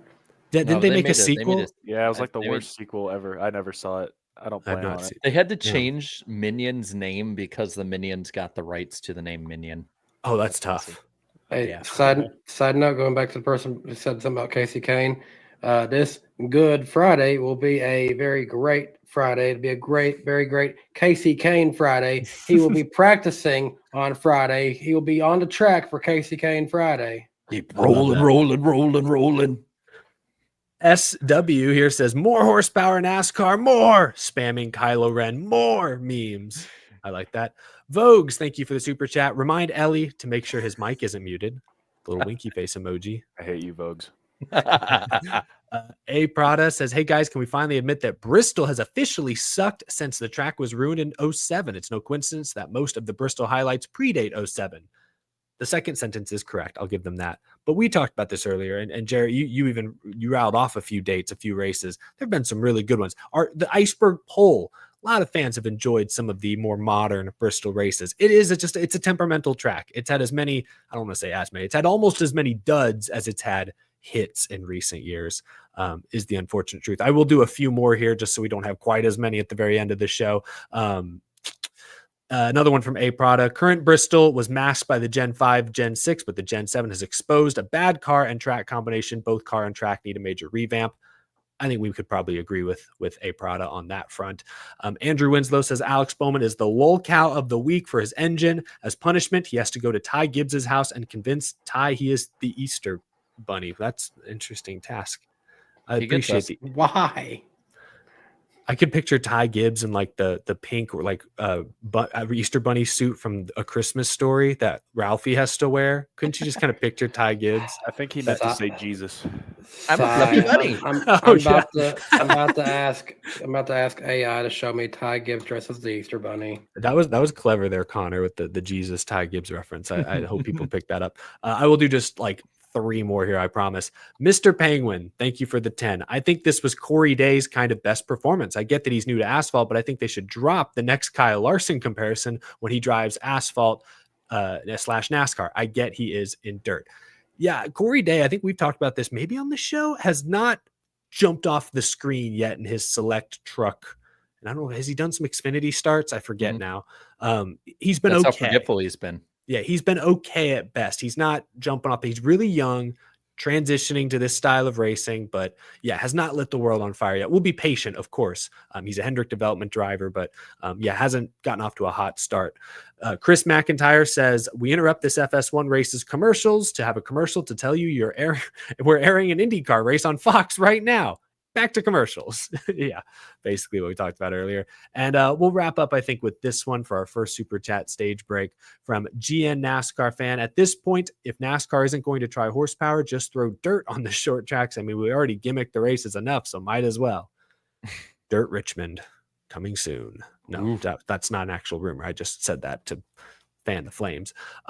But thank you all for the super chats. If we haven't gotten to your super chat yet, we will get to it by the end of the show. We greatly appreciate your support. We have a lot to get to tonight. It's an off weekend, but there's still so much going on. There's so much in the air, including some electricity. Oh, it's time for the lightning round here on NWP. Jarrett, we'll let you take it away. Yeah, it's actually some pretty big things in the lightning round side this week. First off, of course, we have the NWP Clips channel, which should have some more fun stuff coming soon, but we always re-upload these in their entirety, even if there's glitching or anything internet wise during it, because I know we had that last week. The full episode without any of that is always recorded and put on there, because sometimes you do it live, stuff happens. Big news here: Dale Earnhardt Jr. has been named to the Motorsports Hall of Fame of America, according to J-Ski, for this weekend. Yeah, for this weekend, something big to keep in mind and for fans long term here. Ben Kennedy says that a cup race at the Rock is on their radar. They just need to see it succeed for a few years in the lower series, not kind of putter out like last time, per the Charlotte Observer. So it's in the fans' hands from his words. Tony Stewart won his first NHRA Top Fuel drag race this past week. And so happy for him. I love the little onesie he had his kid in. After the race, they took like a whole family picture. Really cool stuff. I mean, Tony Stewart, he's won in everything he's gotten into. Just one that, and at the age he still is, like, he is still proving he can just do anything. Those reflexes. I would love to have seen him have that shot at that Xfinity race a couple of years ago after he retired. Remember, I think it was 2020. Yeah, You know, for the heck of it, I hope Kyle Larson does NHRO one day just to see if he can do that too. Oh, I bet he could. I would love to see. He would be like winning one of them and then have the biggest crash in the next one and then turn around and like hop into somebody else's and you know, do one or the other after. Catherine Legg on top of the other start she's making will be racing in the 78 in Mexico. So another addition to the field in Mexico, which I'm just going to go off on a limb and say, I think they're probably going to have 40 cars for that. Maybe some Guerrero homers. That's going to be a pretty big date because we're already seeing with Suarez and among others, like sponsors from around the area in Mexico and Mexico City are sponsoring. So it's going to be a lot of international money probably put into that. Kyle too. Busch allowed to go there? I think Yes. have we sorted that out yet? I think he got all that figured out. Cool. Yes. Hopefully he fires off fast. NASCAR Full Speed Season 2 will debut May 7th on Netflix. I saw the trailer today. It was weird. I turned on because I was out for the morning and I came back this afternoon. And as soon as I turned on YouTube, it said I saw the trailer and I had no views uploaded 6 seconds ago. I'm like, holy shit! Oh, I gotta watch this. Did you type first, Yeah, Jared? first. No, the thought bots beat me.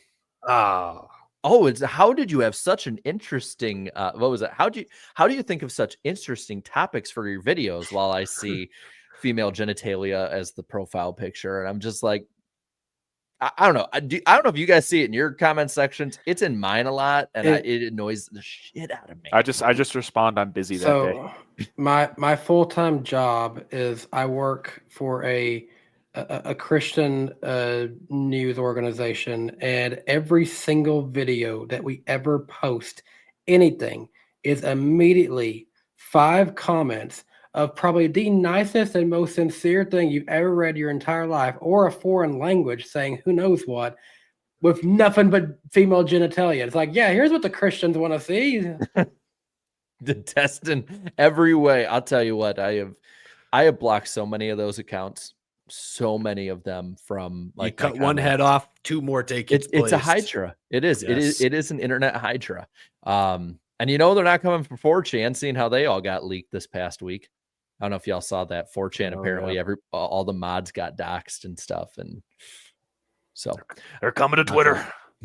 Batten down the hatches. The 4chaners are coming to Twitter, and they're taking our DMs away.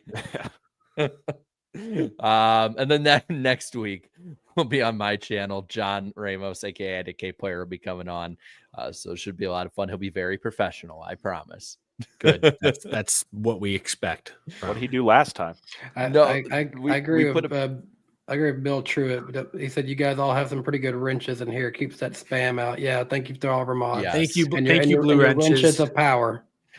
So the meme of John being professional is we used to put a lot of pictures up of our guests the next week, but it was easier just to add it into the next week so everyone can see and hear in that moment.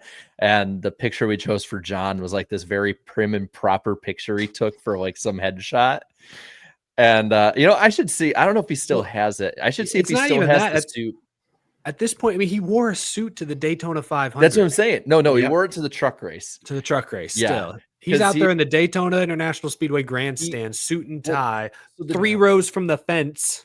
Well, the deal with that was like if for the Florida 500, if we broke the record for viewers, he'd wear a suit to the Daytona 500. It was like that, and like a super chat goal. Like if we hit one of these goals, I'll wear a suit to the Daytona 500, or to the truck race, I should say.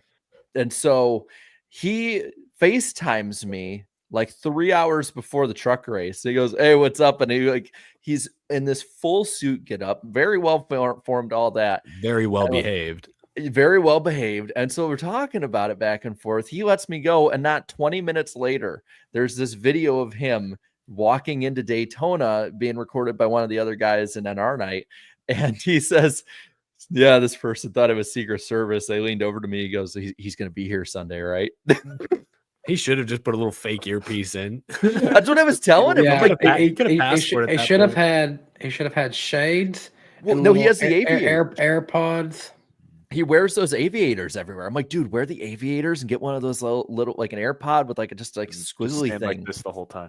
Yeah, just like right in the front row, Like Really well nobody's behaved. gonna mess with you. Like it's like the big. Okay, here's the thing. He could probably sneak up onto the roof where the cameras are. Yeah, no this is problem with part of that. it. Thing is, in racing, and I learned this from, and I won't name. There's multiple journalists have told me, multiple people working the track, and I heard it even back in the day as a kid getting autographs.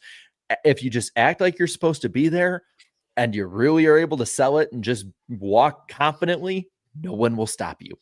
Yep, that's number one rule.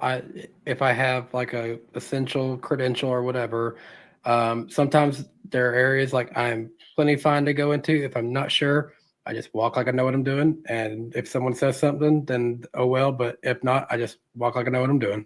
Strutting your stuff. That was the lightning round presented by nobody. But we do have some exciting headlines coming up next. Headlines maybe is an overstatement. We've got some rumors, some rumblings to discuss. Reckless speculation On NWP. Jarrett said it best, some reckless speculations. Did you guys see this? I've not listened to Door Bumper Clear this week. Apparently they referenced it as well. So I've not heard what they may or may not have said about it. But we did see on Twitter, this rumor was sparked by a former NASCAR mechanic who's very active on social media still, said that a popular intermediate track is expected to get the Atlanta treatment sometime in the not so distant future. Of course, Atlanta was once a traditional 1.5 miles, was reconfigured into a baby super speedway, more or less. I believe the person who started the rumor later confirmed that they've heard it would be Kansas Speedway, which obviously very popular intermediate. It's put on some of the best racing the past couple of years. But then, to add a wrinkle into all this, Mike Ford of Actions Detrimental fame, also Hauler Talk fame, NASCAR communications representative, tweeted that for what it's worth, this isn't happening at any of the NASCAR-owned tracks. So that eliminates, theoretically, Kansas from the list. Yeah. And I did follow up with somebody, the source of mine at ISC, who said the same thing. He reached out to people at the track all around. There's nothing going on there at Kansas. So it won't be Kansas, likely won't be Chicagoland, or I'm blanking on other SMI or ISC-owned intermediate Michigan. tracks. Michigan, thank you. Yeah. There's probably one other we're not thinking. Yeah, we're going to Atlanta by Talladega, 1.5 miles Talladega, baby. It suddenly hit me how many 1.5 miles SMI owns, which now, if these rumors are true, which because the initial rumor poster said it was Kansas and now it sounds like it's not Kansas, I must admit I doubt the validity of this rumor quite a bit now. But let's say it is true that a track somewhere, not NASCAR owned, is getting the super speedway treatment. It would be a Texas or a Charlotte or a Las Vegas, I guess maybe a Nashville, technically. Kentucky Speedway from the dead. Reincarnate. Which track, if any of those, makes the most sense to you guys? All right, I gotta list those out again because there's so many damn 1.5 miles they have.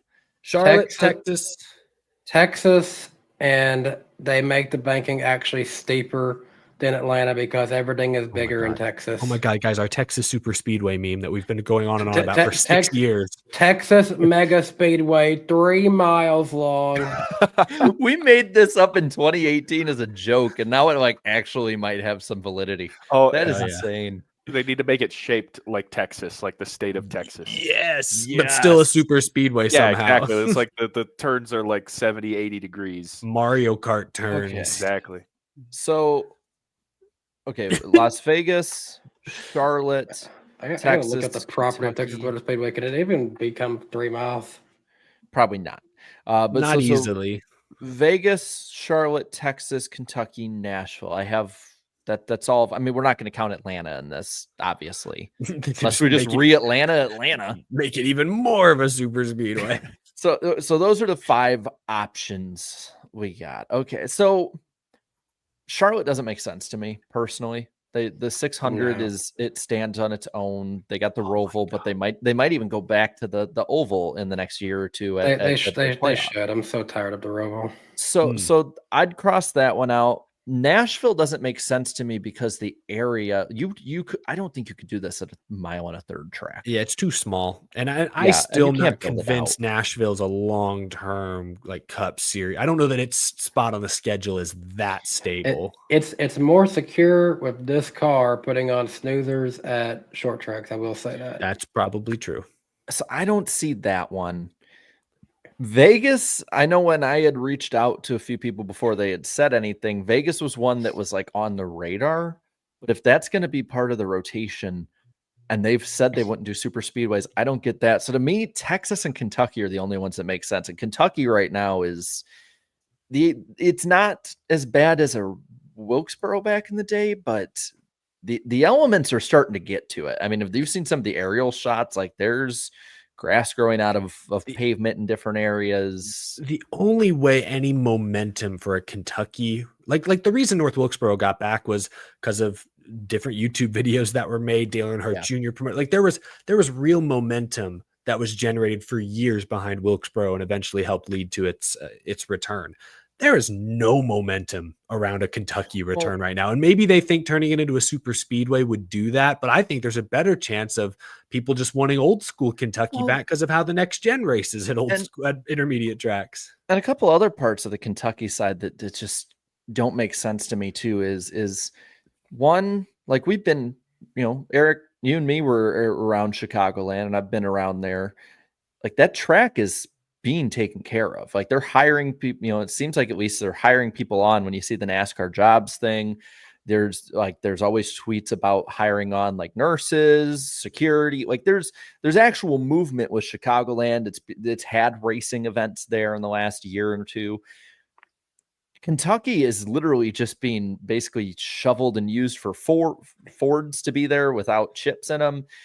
The market, it doesn't make sense. They're already looking at a Cincinnati street race being a possibility in the next couple of years. They have Nashville Super Speedway, the fairgrounds, the Gateway now you could kind of count drawing some of that on top of Indianapolis.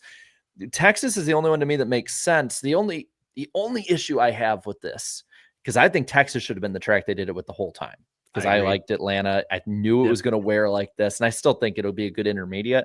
The only way I'd be okay with this, instead of just making Texas a good intermediate again, because I think it was for a while, is if Atlanta gets to the point where it is not feasibly possible to be a super speedway, we can lose a super speedway date in the process, but still elevate Texas, which is already doing pretty good ratings wise and attendance wise. And we're good there. If we have 7 or 8 super speedways, if they add another Texas date on, thinking, well, heck, it's doing well here, let's add another one. I was more talking about it this past week as like, how do you take it seriously when a quarter of the schedule would be super speedways, hypothetically? Like, how do you crown a real champion of that? It's just who got lucky in a lot of aspects. Like, a lot of good super speedway guys will be up there, but like, are we really saying Austin Cindric is one of the elite guys because he's good at a quarter of the races? They're super speedways. He's not. Yeah, I mean, so there's 2 ways to go with this. One, I totally agree. We don't need another super speedway, and not even that we don't need. I don't want another super speedway on the schedule. I think 6 super speedway races is pushing it already. But, and this is a big but. There we go again. Cheeks. Sorry. Atlanta is the best super speedway on the schedule. Like I'm to the point where I'm not looking forward to Talladega. Daytona and Talladega have become crapshoots. Atlanta, less so. Atlanta feels like what Daytona was 15, 20 years ago. And so it's, I'm almost like, can we reprofile Talladega into a 1.5 miles and turn Texas into Atlanta? Like, I'm like, just, if this was like Minecraft and I could just build whatever I wanted, that's what I would be building right now. Apartment building would look great right there. Let me tell you. Oh my God. I don't. Unfortunately, you're Eric. You're not Steve. So big picture is, Talladega and Daytona, I don't think are going anywhere anytime soon. Yeah. So in that respect, I don't want any super speedway. Even if it's another really good Atlanta style super speedway, I just don't want any more of it because, like you said, Jared, it's so hard to take these races seriously nowadays when so much of the finishing results are beyond the driver's control. Like the cars are gridlocked. So much of your finishing position is dependent on how much fuel you might have saved, where your pit crew got you out. And if you get the right push at the right time and don't have someone in front of you throw a bad block, like there's just, you're susceptible to so many other people's mistakes at super speedways. How do you control your own destiny? More times than not, you really can't. So 6 is already pushing it. We don't need 7 or 8 of those types of races. It hurts the legitimacy week to week even more. And yeah, I'm with you. Texas, as what they should have done to Texas, what they did to Atlanta. That should have done that at the very beginning. They didn't. I don't want them to hypothetically try to what's the word? Like 2 wrongs don't make a right. Like don't double down on it now. It's too late. It's too late to double down. I'm just wondering too, like, because we know Atlanta's wearing down. Like, if you look at it, the first race at Atlanta and the pavement, like just the color of the pavement compared to now, like it is a night and day difference. Like, it's so much darker back then. And so it's like we're kind of like already understand that at a certain point, like unless they make these guys run 130 miles an hour, like that 2018 All-Star race or whichever one it was, which was like just which they like crawling. Yeah. Yeah, but it's like I don't think it's going to last, another 3 to 5 years in the form it's at now.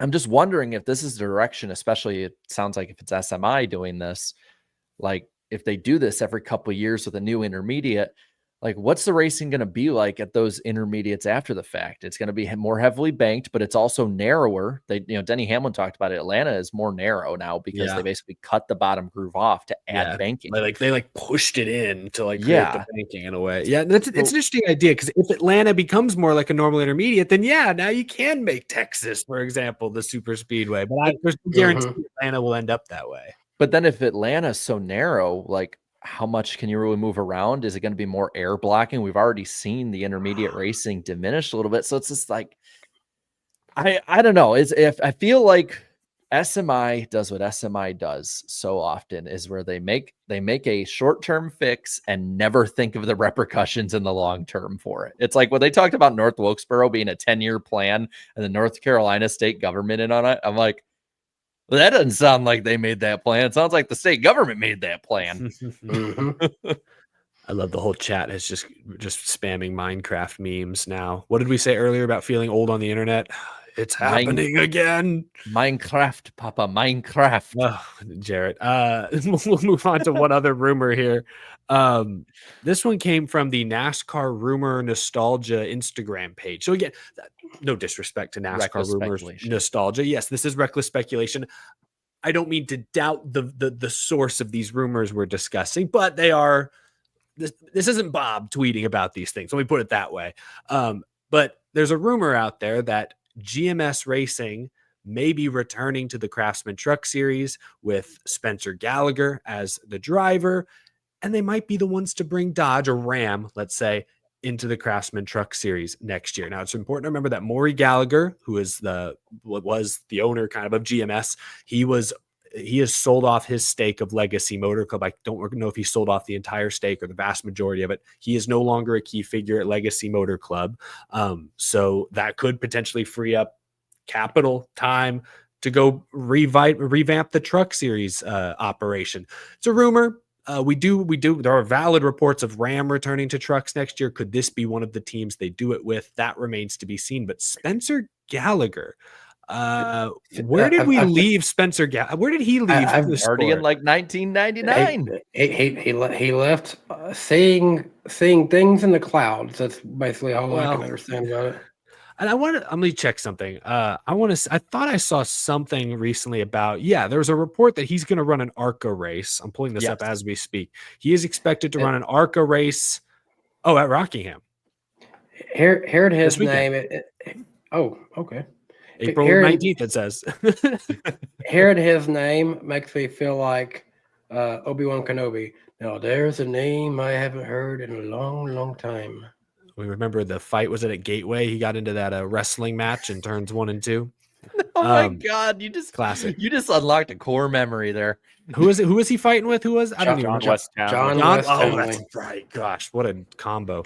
So I will say this. I think adds some fuel to the fire of this rumor that he's coming out of nowhere to run an ARCA race this week. Yeah, that suggests that maybe the Gallaghers are ramping up for something bigger in the not so distant future. Will it include Ram? I mean, Maury Gallagher, the move to Cup just did not work out in his favor.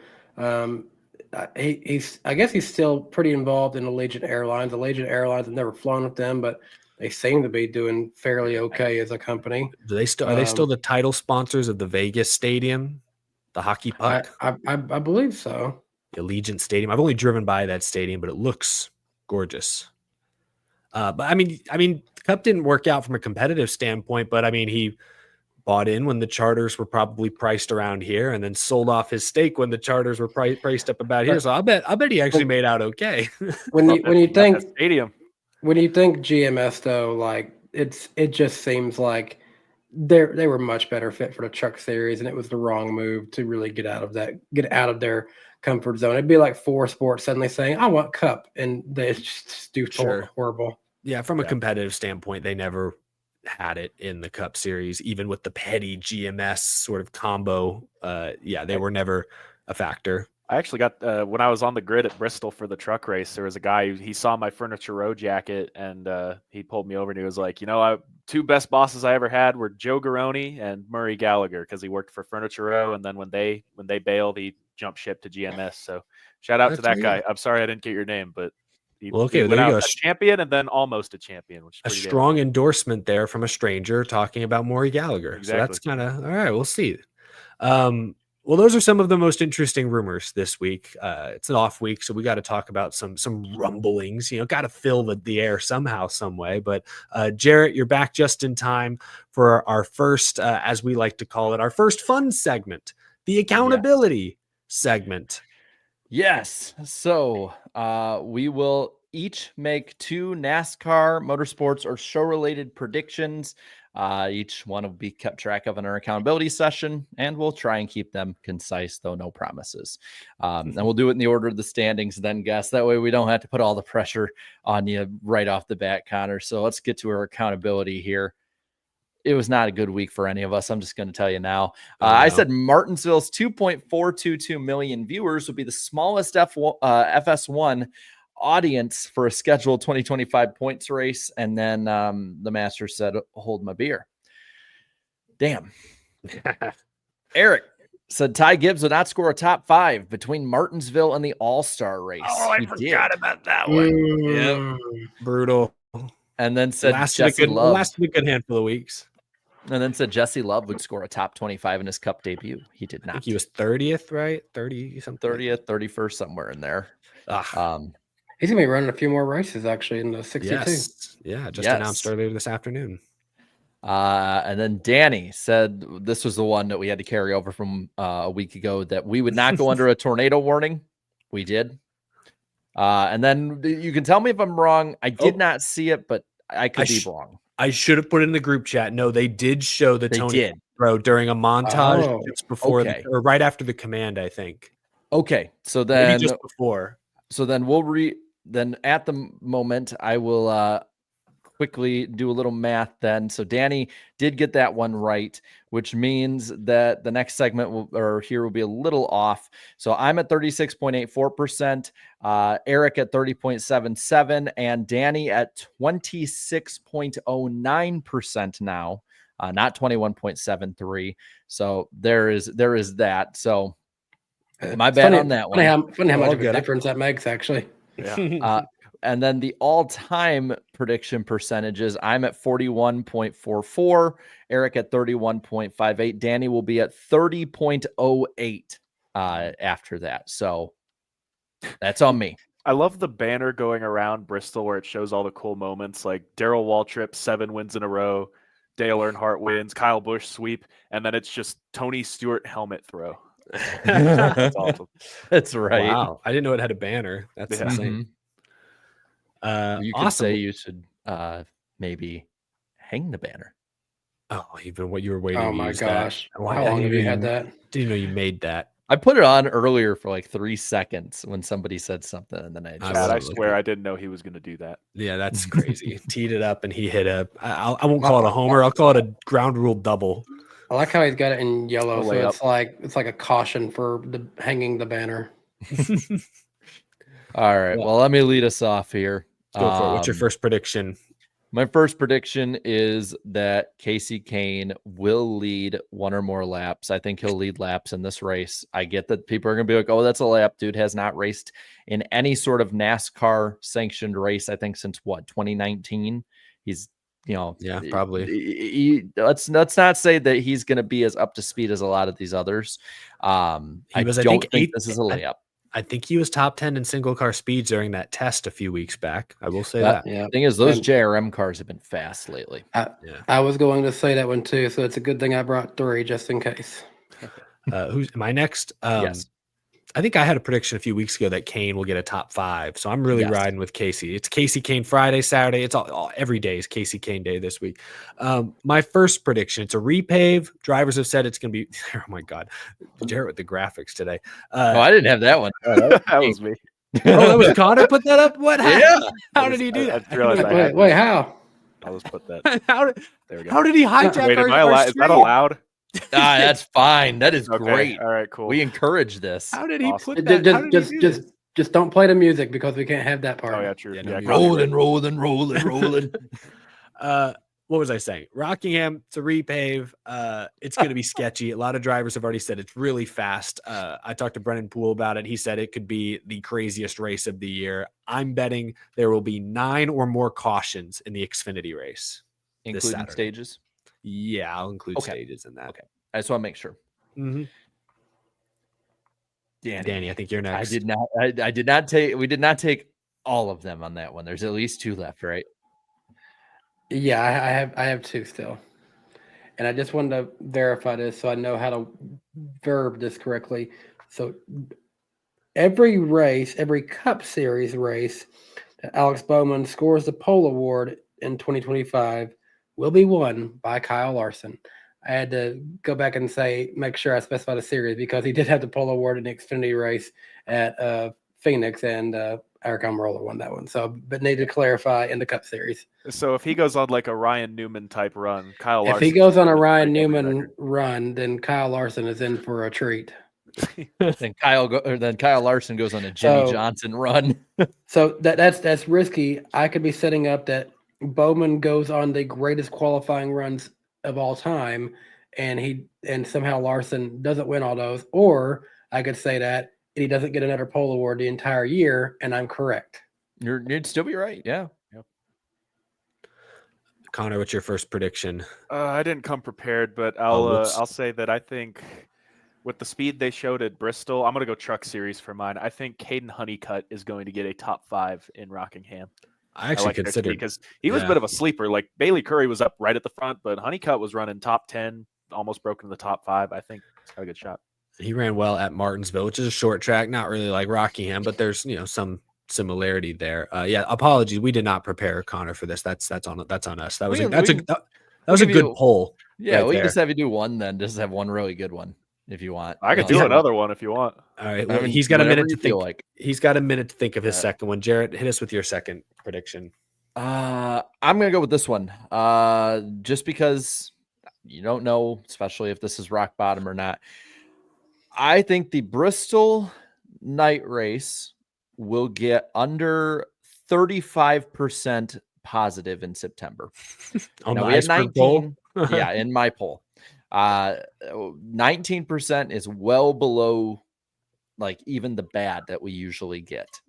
So I think that 35% or lower, I'll say lower than 35% just to make it, even more. I think it's going to be terrible. I think it's going to be the same damn thing. And whoever's last in pick points, God bless you. You're going to get Kyle Larson for that one. And it's going to be off and away. My final prediction, going back to our earlier comments about, I forget how we brought this up. Somehow I think I mentioned Ty Gibbs dressing like Ralphie Easter Bunny costume from the Christmas Story movie. I predict that at some point in the next week on social media, a Cup Series driver will appear on social media in a bunny costume. I could see it. You know what? As many drivers as Bubba just became a dad, so like I was about to say, as many drivers as there is with young kids, I could see it. I could also see it. Kyle Busch, maniac. Ooh, Chase Briscoe, maybe. Briscoe's a good pick. I'm just saying, I think there's like your point. There's a lot of drivers with young kids. I could see someone posing as the Easter Bunny on Instagram somewhere. So I'll keep an eye out for that Ooh, one. Noah Tyler Gragson, just for the hell of it. I feel like that's something he'd do. It's going to be a driver with no kids that does it. That's the weird part. Noah does it, and the Easter Bunny's drunk. He had a couple of beers. That's just a guy in the truck series.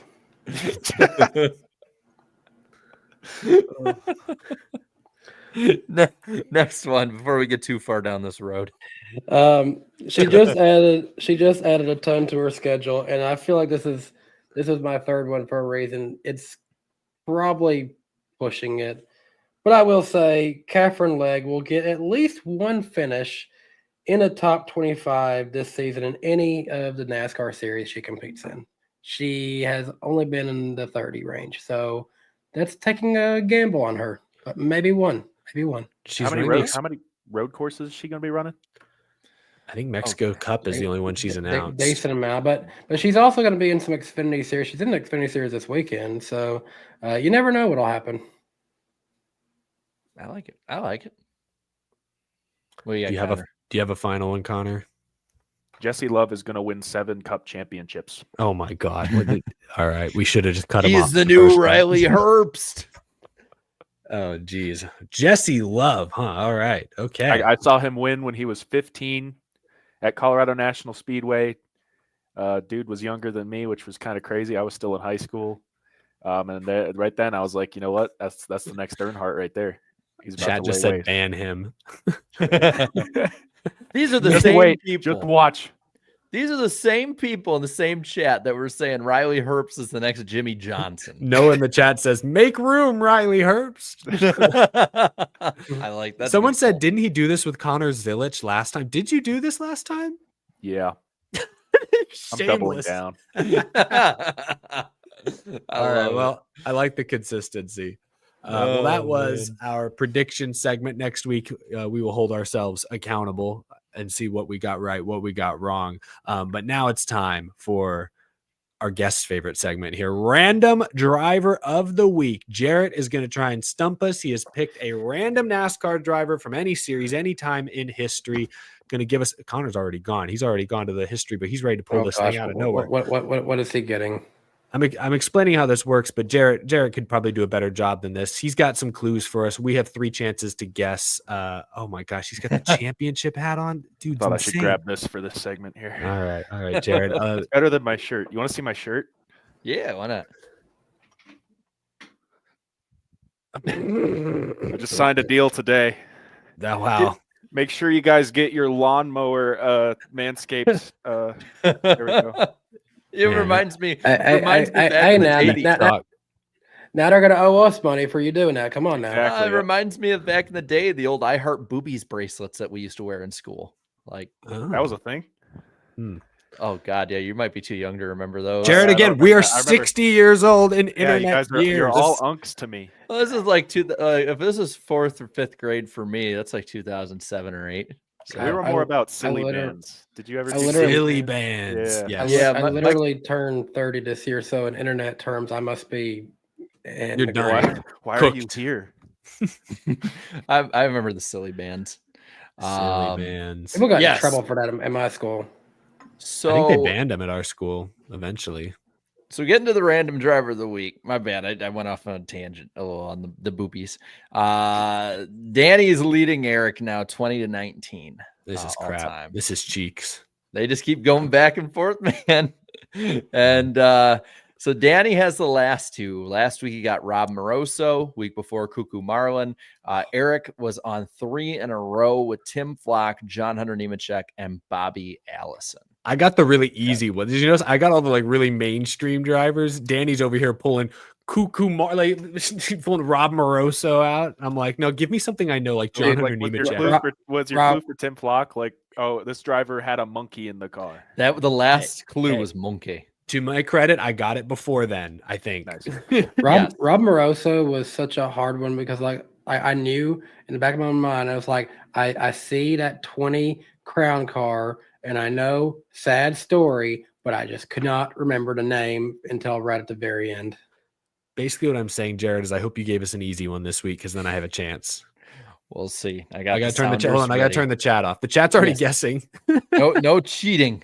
Please Let me turn turn the it- chat off. How did I Turning the have chat off. anything to guess on? They're already guessing. Okay, I'm turning it off.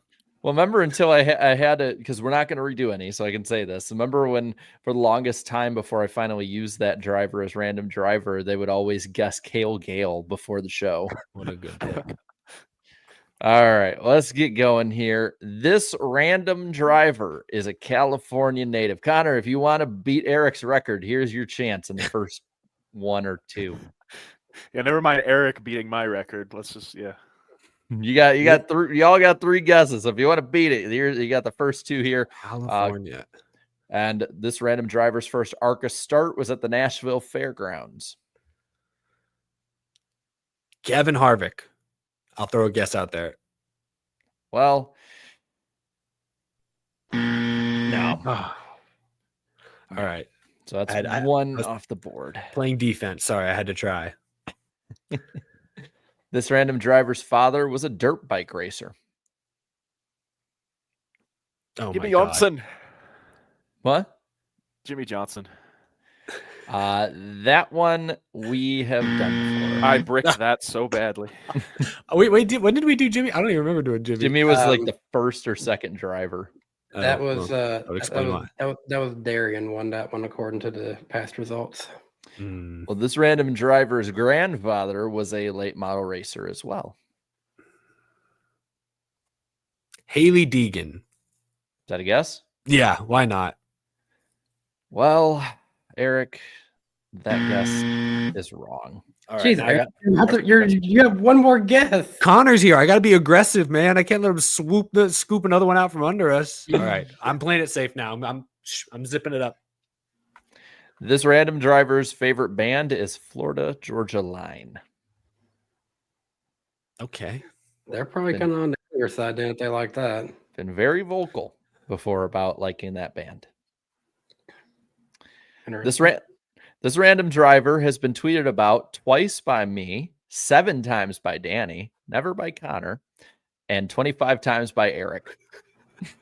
What the? Ooh, sorry, guys. I'm kind of a big fan, actually. This random driver uploads weekly videos on YouTube. Was it really not Haley Deegan? Is that really hard? That feels like it's right in the wheelhouse. Okay. From, All right. from now I really feel like California. I should know this. This random driver is an ARCA champion. Oh my God.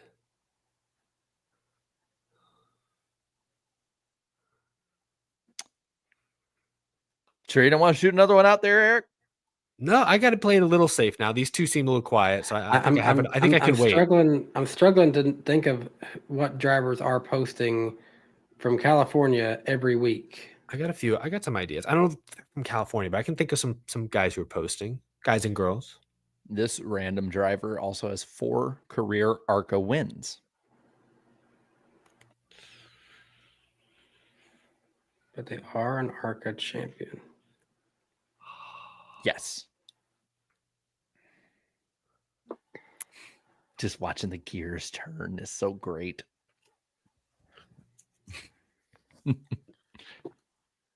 Give us another one, Jarrett. This random driver, let's see, has 1 cup start to their name. Oh, I think I know it, but I'm so scared to guess. And this random driver's Jesse cup Love. start. Jesse Love? Jesse Love. Danny. You're wrong. I don't really know where he's from, but I know he's won ARCA before. I think he's from California, isn't he? I don't know. This random driver's lone cup start was a 29th place finish. Oh, if I would have shut up, I would have got my result there.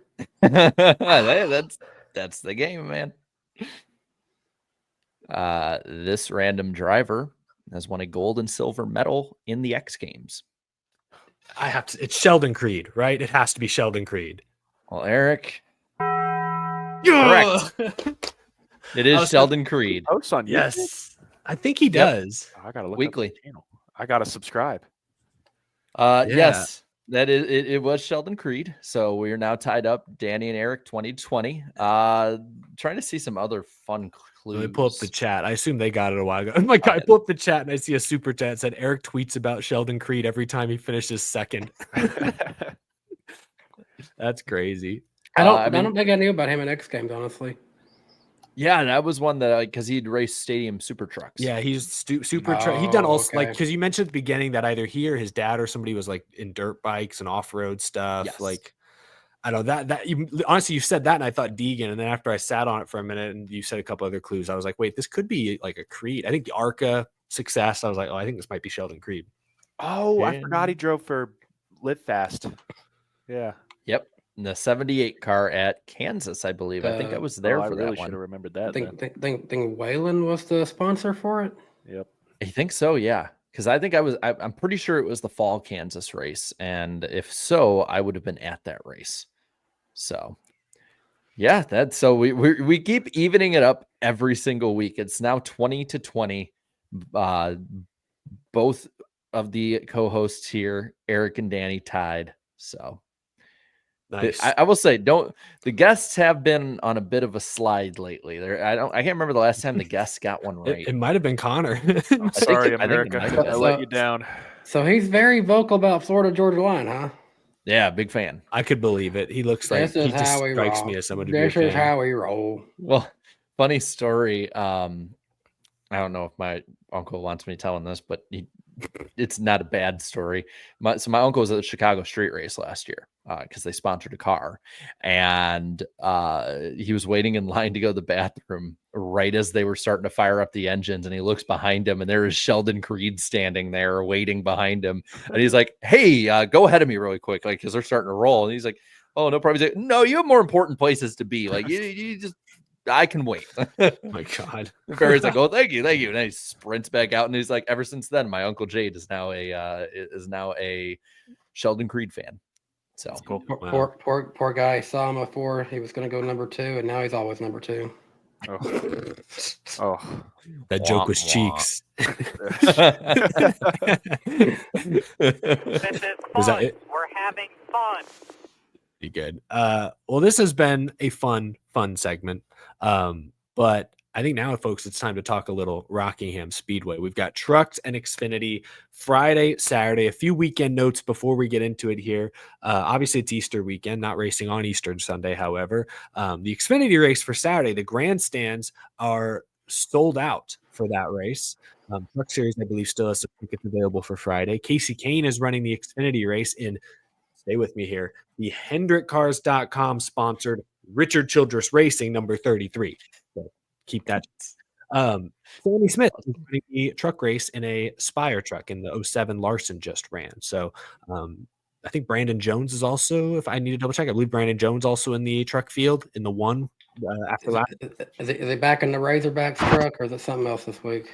Someone pull up the entry list to confirm. I don't know, but he is in it. I don't know what a sponsor is. Truck race on Friday is the Black's Tire 200 laps. Stage breakdown is 45, 110. Starts at 5 o'clock Eastern time on FS1, also on MRN and Sirius.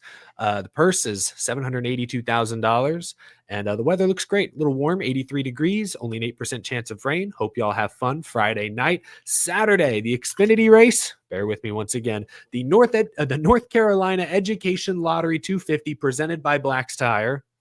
It is a 250 lap race. 60, 60, 130 are the stage breakdowns. Starts at 4 o'clock Eastern on the CW, also on MRN, also on Sirius. Purse is $1.6 million, and the weather again, mid 80s, 7% chance of rain. Interesting. I forgot to mention this, but the defending winner of the truck race at Rockingham, you got to go back to 2013. It was Kyle Larson, a young Kyle Larson. And for the Xfinity race, their last race at Rockingham was in 2004. Y'all know who won that one? Jamie McMurray, who basically owned Throwback Weekend a couple weeks ago. Half the field seemed to be throwing it back to Jamie McMurray's scheme. So fitting that he would be the defending Rockingham race winner. Jarrett, do you have the pick points ready? Little update of the standings. I'm holding on just barely, folks. He got a lot closer after a rough weekend for me at Bristol. I have 150 pick points. Chat is only 5 points out. Danny -7, and Jarrett fourth place -16. Still all within striking distance. No cup points on the line for this weekend, so it's going to be a little harder for any big movers and shakers, but still valuable positions to be gained, to be lost. And Connor, because you're here and you're the guest, you have the chance to swipe the first pick for each race. We're going to add a couple segments we don't typically add here.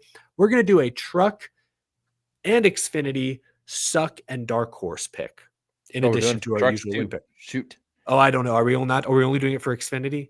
We can I thought we were just do doing it for it for Xfinity. Xfinity. Yeah. We're right. only doing it for Xfinity. That was right. was wrote down. And Screw the truck series. Then we're not talking about who's going to suck there. Then we'll just start with who's going to win the truck race Friday. Casey Kane is racing. He's the main event. Dang it. Yes, I'm just fixated on Casey Kane Saturday. All right. So Connor, you lead us off. Who's going to win the truck race Friday night? I'm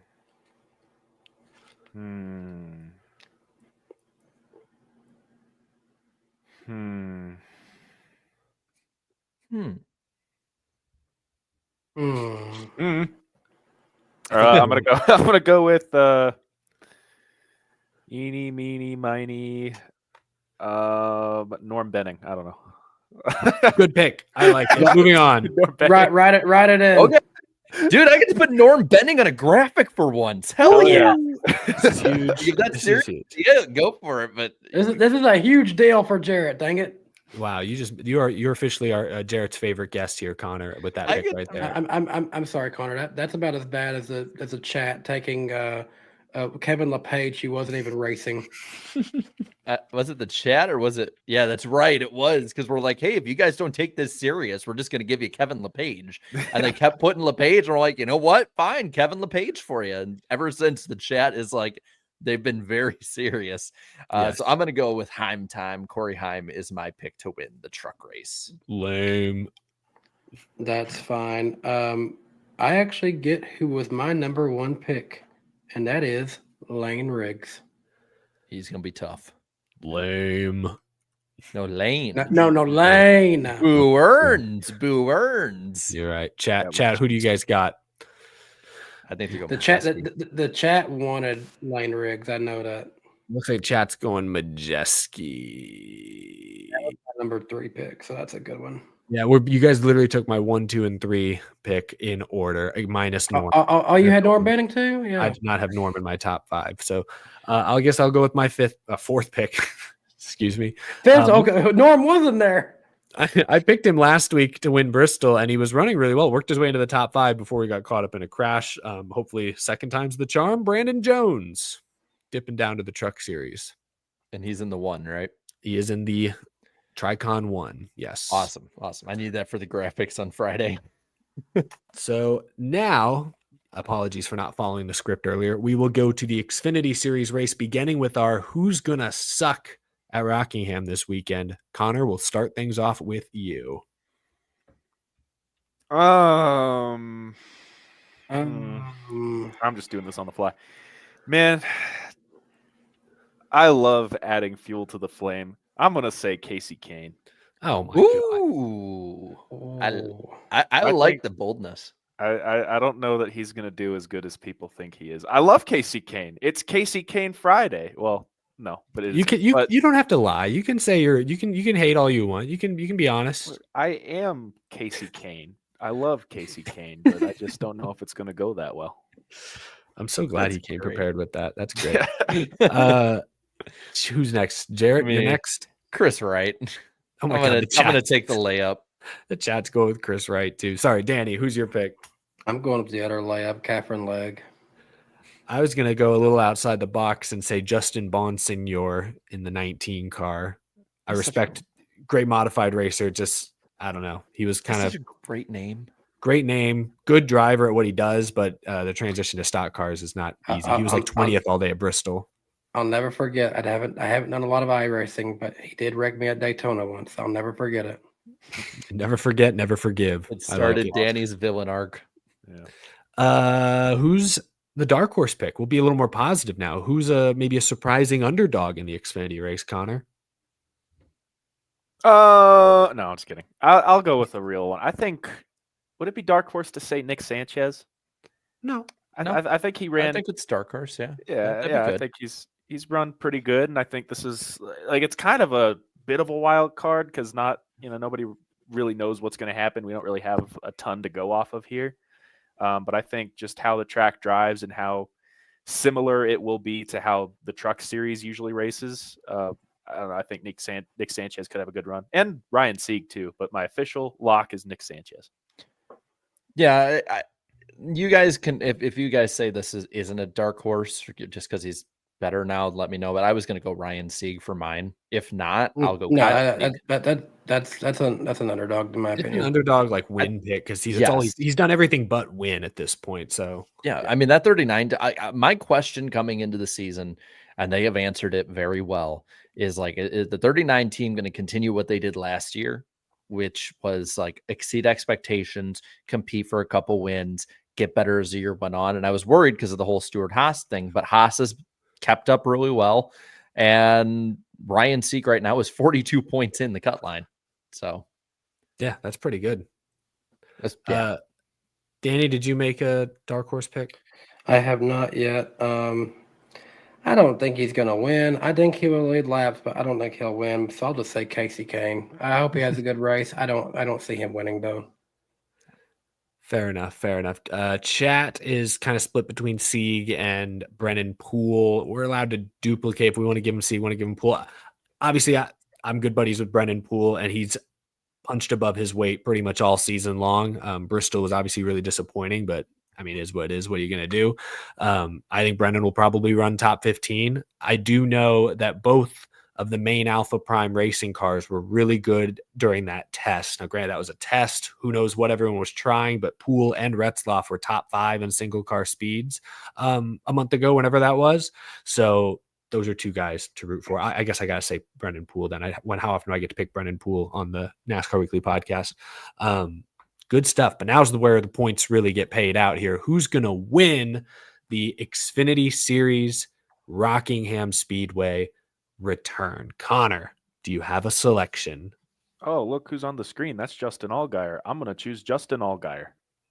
Of course you will. Because he doesn't have Larson in his way this week. I'm pretty sure. Raise your hand if that was your number 1 pick. He was my number 2. But yes. I wonder maybe if I can snipe Eric's number 1. Don't. Because I think this guy is. Don't. I think this guy has way more upside. He finished ahead of him this past week. I'm going to go Carson Kvapil. Oh, that's not that. Never mind. That was not my number 1. He was my number 5. No shit. Really? That low?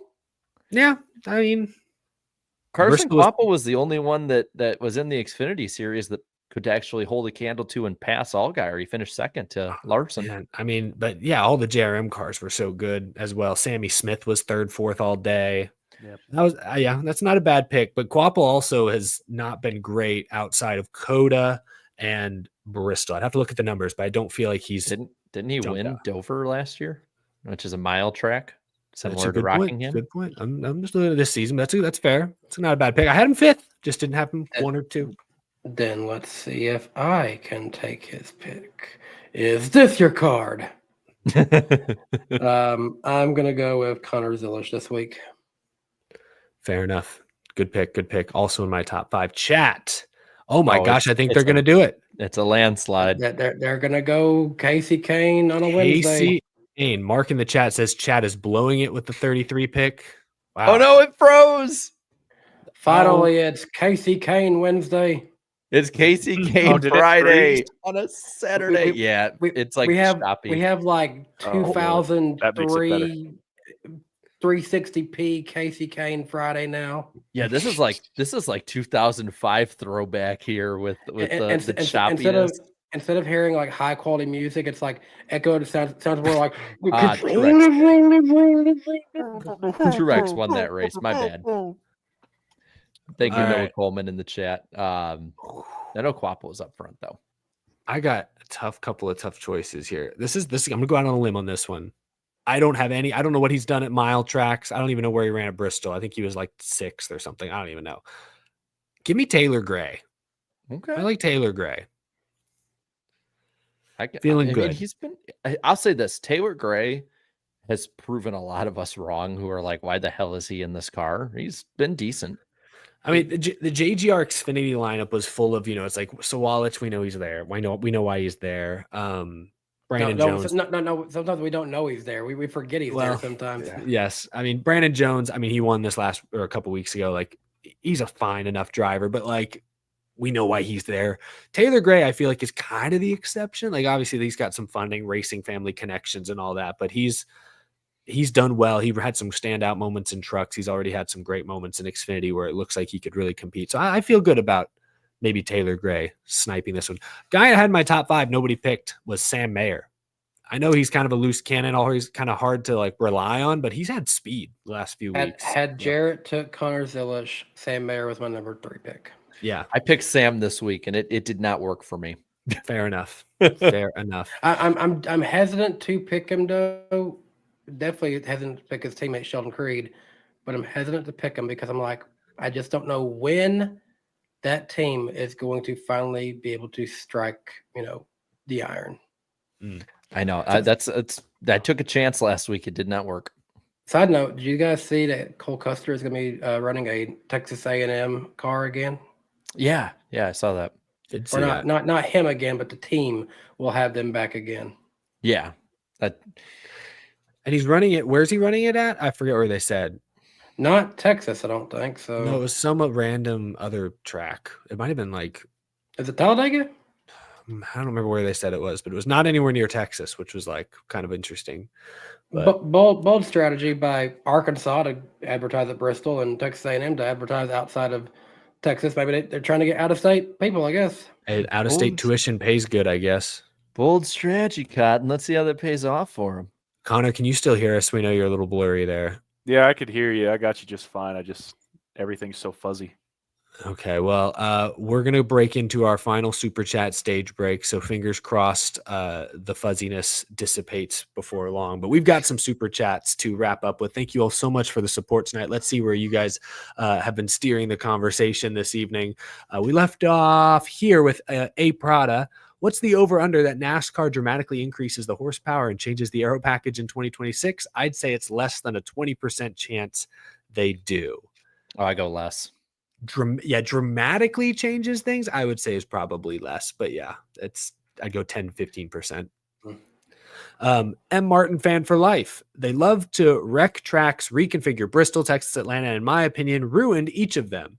The car only magnifies it. This will take a long time to fix. Please, no more super speedways. I mean, yeah, Bristol and Texas, you could definitely argue they've changed them for the worst. Atlanta, even if you don't like super speedways, it has become the best super speedway. So I'll give Atlanta some credit. But yes, SMI loves to dabble with their tracks. They've hit on some, they've whiffed on many others. The Roval, Bristol Dirt, they've experimented. I'll give them credit for that. Rowdy8 Diecast says, we need a permanent dirt track on the schedule. My vote is for Williams Grove in South Central PA. Perfect way to get into a relatively untapped market. I'm not familiar with that facility. I have no idea what the amenities are like. Kiss and make up. Tony's not an owner anymore.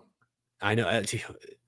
Eldora is the one that makes the most sense from just the venue itself. But yeah, I don't know where the drama stands with Eldora and all. I feel like the big thing people miss about the dirt track, because I would love to see us go to a genuine dirt track, but you need facilities that'll keep up with the Cup Series, which it's not what it was 20 years ago, but you still need a lot of grandstands and a lot of parking and a lot of everything. Or you just need to accept that it's going to be a smaller scale race. And it's like, do you want to, like, when you can sell 50,000 tickets at X, do we really want to go to Y? Like, you have to, maybe they like Bowman Gray only sold 15, 17,000 tickets, whatever it was, but it was worth it to go there. Maybe it's worth it to do it for a dirt race. I don't know. Well, and the other problem is just there's not many dirt tracks that can hold that many cars too. Like, yeah, you need like a half mile probably at least. Well, we tried Knoxville and look what happened. I mean, it was one of the most boring races I think any of us have seen in the Truck Series when it wasn't a fiasco. It's just, fiasco. That's a good word. Fiasco was not even catching the flip on camera. Oh my God. Getty, about that. Was that one of the races that we watched over at your house? Where like, how did they not catch it?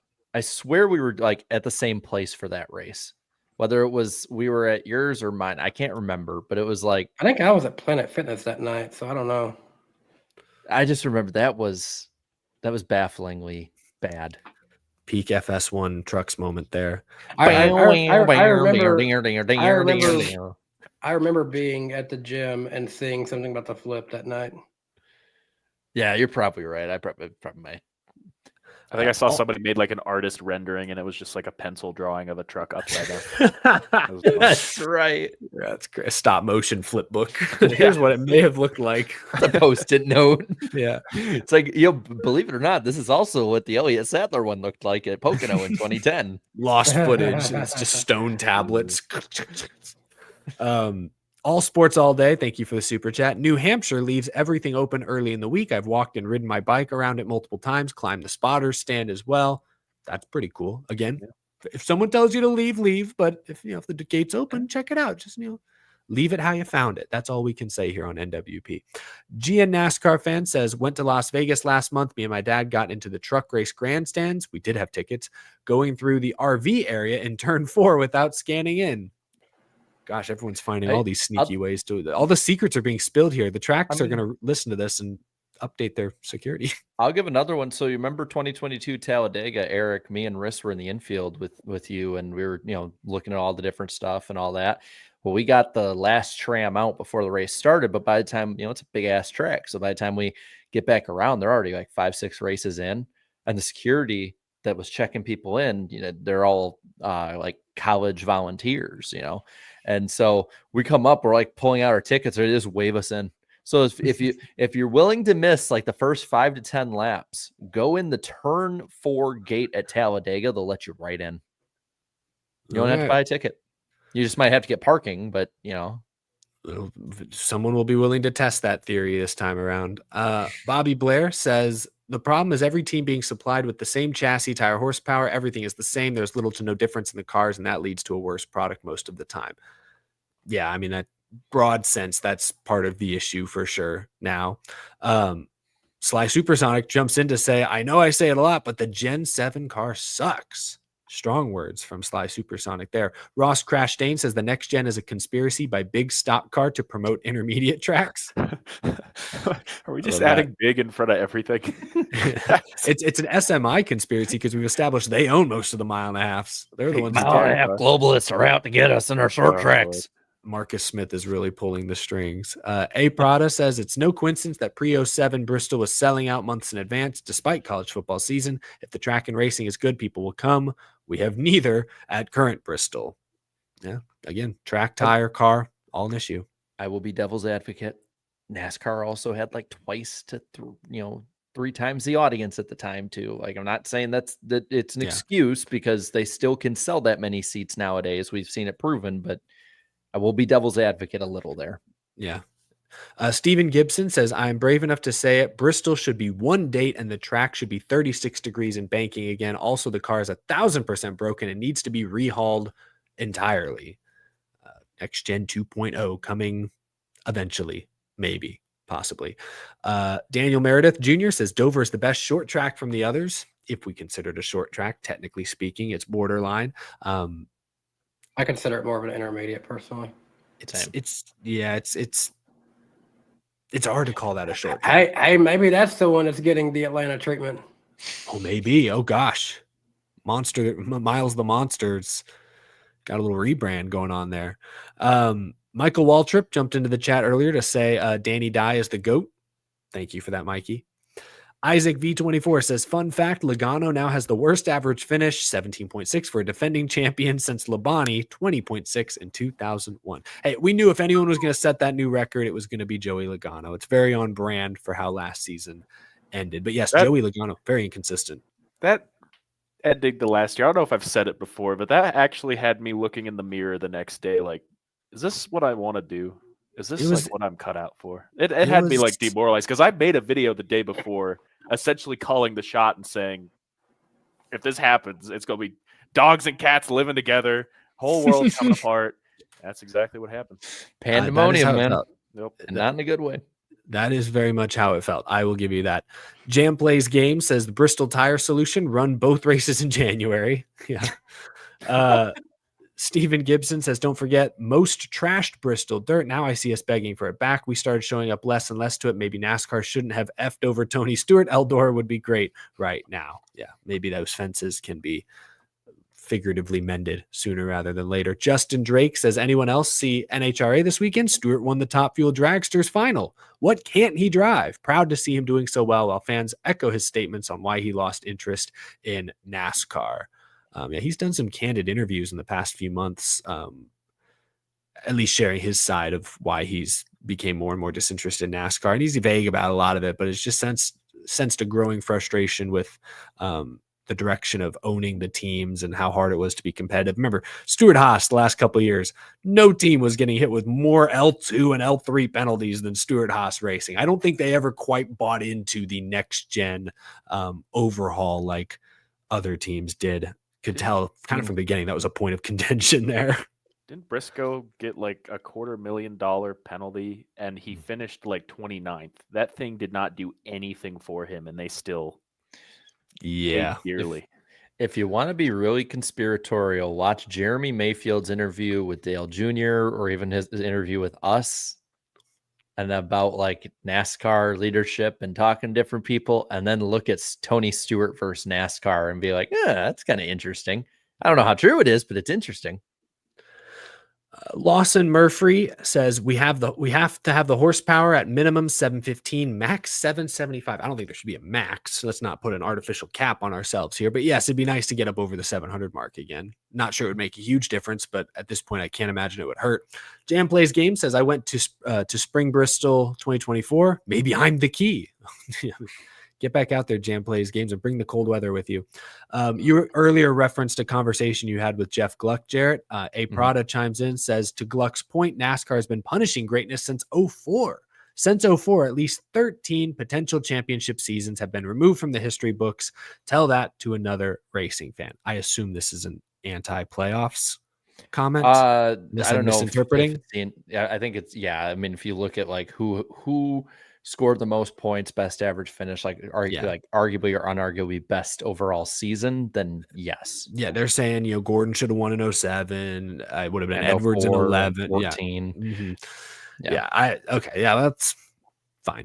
Bobby Blair, want to give a shout out to Briscoe, 2 top 5s, 3 top 10s, last 4 races, 19 teams starting to show some good speed. Love seeing it as a Truex fan. Connor, what do you think of Briscoe and the 19 car? Are you a fan? Are you kind of just watching from afar, disinterested? I like him. He's a good guy.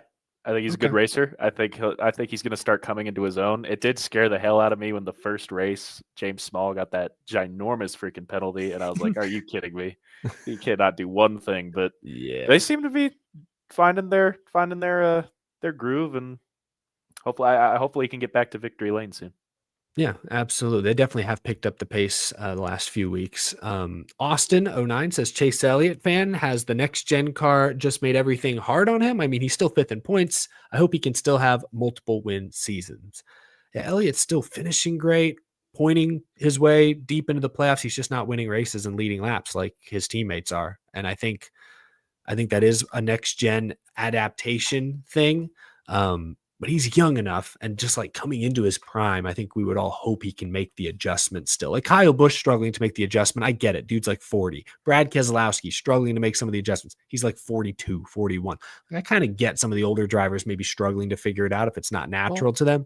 But Chase is young enough. I hope they can click. Well, we saw this last time NASCAR structurally changed the cars, because like we can talk generations, but a lot of times generations are just marketing ploys.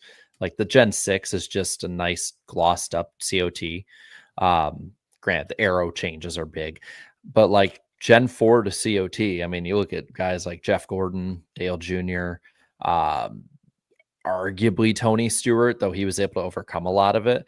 Like a lot of guys who were good in the Gen 4 and excelled with that were not as good in the COT era. And now you're looking at guys that were pretty good in the Gen 6 era, not excelling in the next gen, like Chase Elliott. I mean, there could be a point to that. I mean, statistics bear this out each time there's a massive change. I mean, look at the Gen 3 to Gen 4 when there was a massive change, and you can kind of see a similar shift.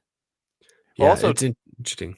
Sorry, I just pulled up this stat that Chase Elliott actually, despite not winning nearly as many races, he is well solidified with the best average finish in the next gen car so far, like all 4 years. Wow. He's good at being up front because he's a damn good driver. It's just the winning wise, it's that getting to that next level has been the issue. He doesn't make mistakes, and Hendrick doesn't make a lot of mistakes. So like he cuts down on the DNFs. He's just 7th place every week. That's the great average finish. You're just not going to win races. He made the round of 8 though last year. He's still in fringe championship contention at this point. Retro Rich says, what causes a curve down there? Leave it at Peyronie's disease. Bobby Blair says about FS1, it's almost over. It's almost over. It's almost over. Bring on Dale Jr. and Amazon Prime. People who don't have Amazon Prime aren't probably looking forward to that, but the rest of us are. Oh gosh, just reset. Give me 1 sec. We're working our way through these. We do really appreciate all the super chats tonight. You guys have been extremely supportive all evening. Scrapyard says, I realized the other day that the Cup Series race at Texas falls on May 4th. I wonder if Ryan and Bubba will get up to any Star Wars shenanigans for that. That'd be a great time for Columbia to bring back the Star Wars scheme. That'd be awesome. 505 Doom says NASCAR is no longer a working man sport, but it's now a racing league for spoiled brats and Nepo babies whose only life skills they have is to kiss, we'll say, cheeks. The theme of today. Strong comments there from 505 Doom. I mean, I think there's still a lot of room for the quote unquote working man in NASCAR. I mean, look at how Josh Berry has grinded his way to the Cup Series in recent years. Ross Chastain too. I mean, I saw a video of him today. He's back on his watermelon farm this week. And to be fair to the Cup guys, it's hard for someone who's a pure Nepo baby to stay up there unless it's like the owner is grossly negligent in their team. Yeah.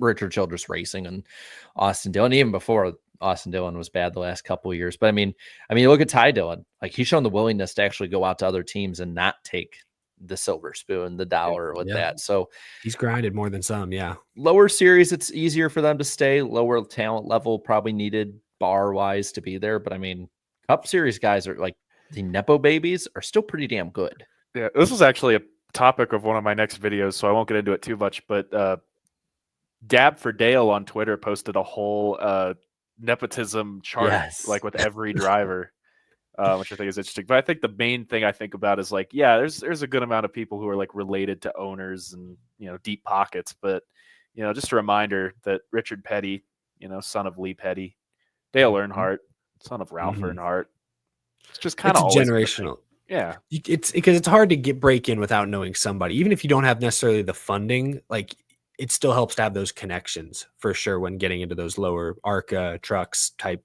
seats. Looking forward to that video though, Connor. Good little teaser for what I think will be really interesting. YKA says Bristol Dirt was a better TV experience or nah. I mean, I enjoyed watching them, but I liked it. The first year was a little... said this year. I started laughing. I mean, honestly, I don't know the TV experience. I was at every single dirt race at Bristol. That's really right. Wow. That's right. I remember that. Could when 2021, when all that dust got kicked up, could you still see very well? Because that was not really. I was about to say that was a bit of a problem. It was pretty horrible. Yeah. 22 and 23, they found their groove, and I thought it was a good product. Zinthroth says, "Go 43 team. I wish Legacy was good. Eric Jones is the GOAT." Fire emoji, fire emoji, fire emoji. Should have won that duel. Yeah, I should have. There's they've been faster this year. John Hunter Nemechek's been around the top 20 in points. Jones hasn't quite been there, but I think they're trending the right direction. We'll see what the future holds with that whole third charter dispute. Brock Culpepper says Blaney will be the champion, matured and fast now. All right, Ryan Blaney been in the championship for the last couple of years. Not a bad pick. John Berg says this may be off topic, but in my home state of Iowa, legislation unanimously voted to protect tracks from nuisance lawsuits from new neighbors, protecting racing in the Hawkeye state. That's great news, I suppose. And I can't remember which track it is, but Arkansas had a similar kind of case go through where like the locals wanted a track torn down, and because they've moved there next to it, and Mark Martin was big against it a lot of different people, and it got struck down like unanimously. So good stuff.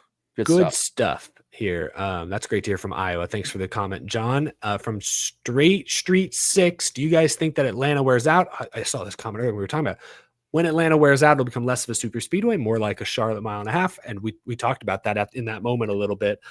Yeah, it's wearing out surprisingly quickly. I think the real question will be is if NASCAR changes the rules package to accommodate. If they don't, then I think it could wear out into an interesting kind of mile and a half. But if they do choke the horsepower down even more, then is what it is, I suppose. The Racing Railfanner 93, 4 letters, 1 word, Kyle.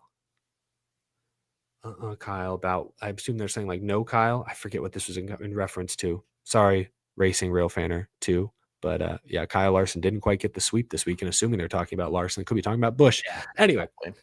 Fred Dog 81. If you were a driver and NASCAR season would still only have 1 off week, would you keep it on Easter or choose another week to rest during the year? I know we've talked about Easter's a good one. Yeah, Easter's not bad, though. We have talked in the past about how it's kind of a dead week for other sports too. And it's like, you know, if other sports can play on Christmas or own Thanksgiving, maybe NASCAR could own Easter. But I also think that right after the Coke 600 would be a good one because it kind of gives like a halfway mark break. And everyone's home too, so it'd be easy.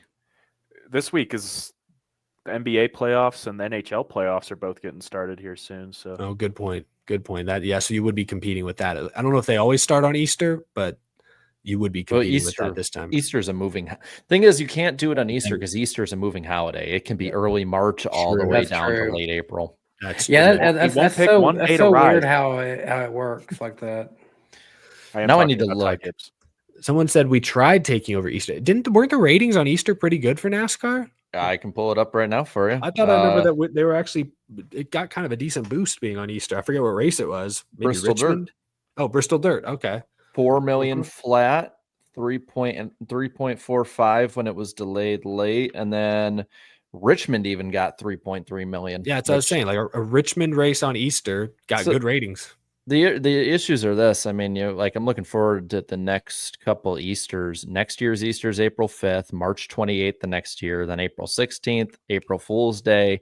It's generally going to be in April or late to mid-May, but it's weather. That's a difficult part of it too. Is like true. Yeah. Do you want to go to Bristol in especially if it's later in the evening or into the nighttime in like middle of March? Especially if it's into the nighttime, doesn't sound fun. They're gonna bring the rain tires again. Yeah, well, and if it's dirt, you just can't do it. Let's grind through some more super chats here. Crash Travels USA says idea for random driver. Random driver appears as a guest with black screen and voice distortion. Jarrett asks them questions instead of giving hints, and Eric and Danny can burn guesses to ask the driver something. We should try that. We should try that one week if we can get somebody. Awesome. Do like 20 questions or something like that.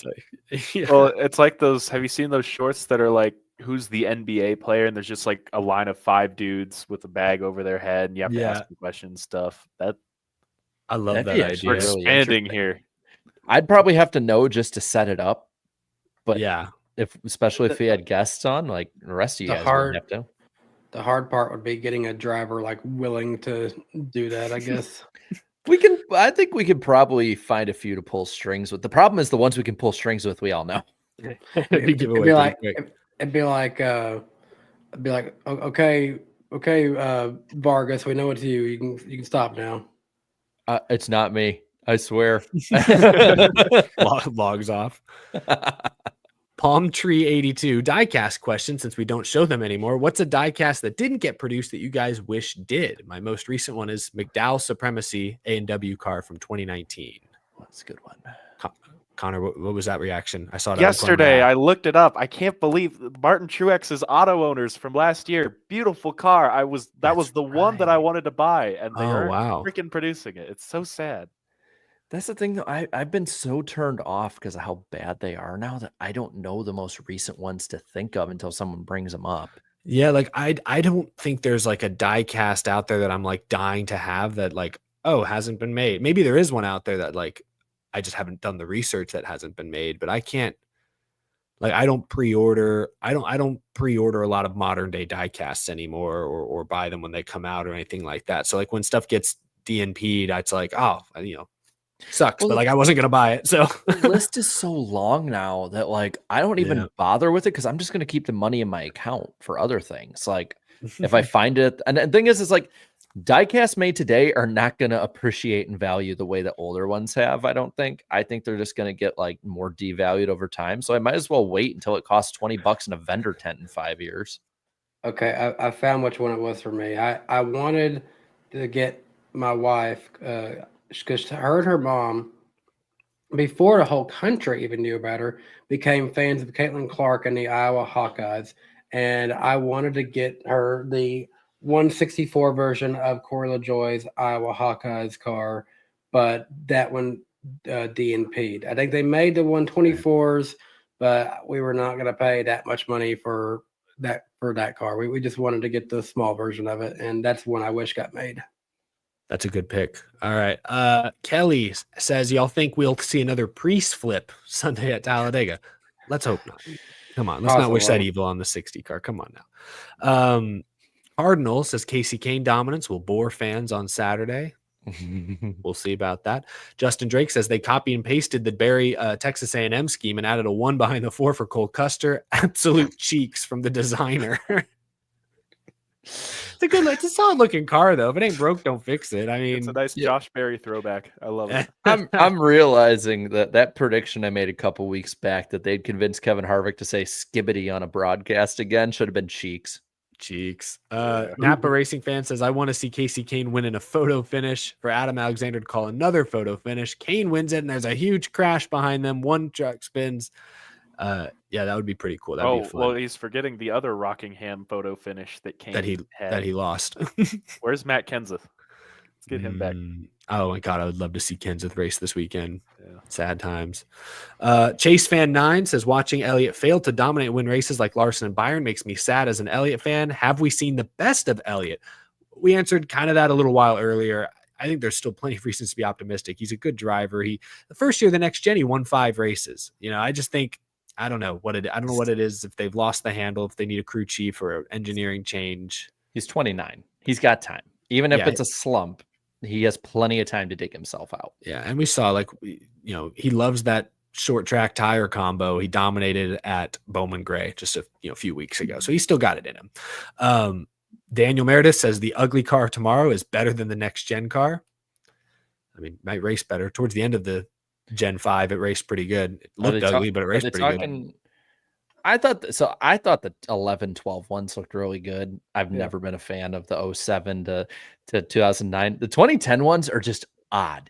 I didn't really like how any of them looked, to be honest, but they did race better towards my the end. Nose scrunch up. We have a COT truther here.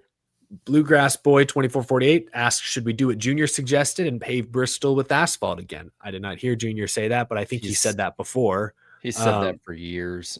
So I'm open to it. I don't know if it's the right answer, but I'm open to something. You ever notice that the things Dale Jr. says to radically change tracks are the things that usually are tracks he's like, we should be at less road courses, or I don't like concrete at racetracks. And you ever notice outside of 1 or 2 races, Junior generally was not very good at those tracks.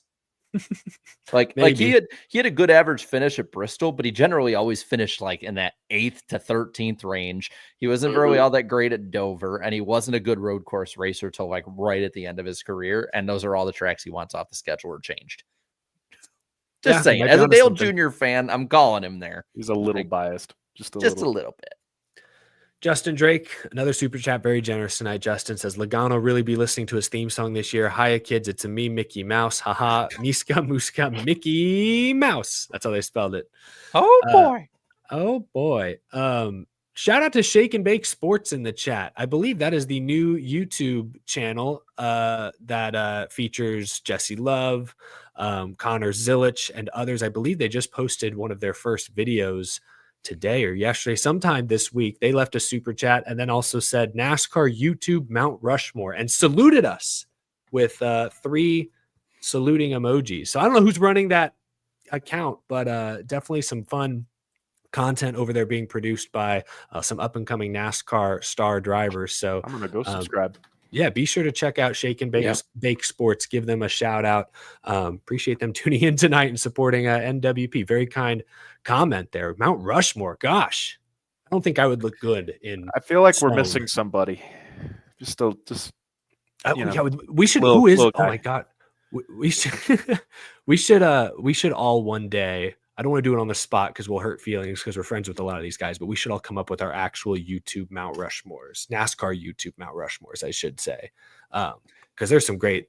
Going back 15 years, there's some great ones. I'm saying there's so many eras now, and we've had almost all of them on our show at some point or another, which is really crazy. I'm putting Brown Door 1996 on mine with there was the NASCAR news stop motion that he made years ago. Oh yeah, there was the news that NASCAR Nixon's channel got like wiped or recently. I know a lot of people sad about that. I don't know much about the person behind the channel other than a few years ago. Didn't care for me. Oh well, not gonna make everyone happy, but still, always, got to respect how long he'd been doing it. I guess could just be one of those things that over time, just it's no longer his thing. Just decided to walk away from it. Yeah, I don't know. Yeah.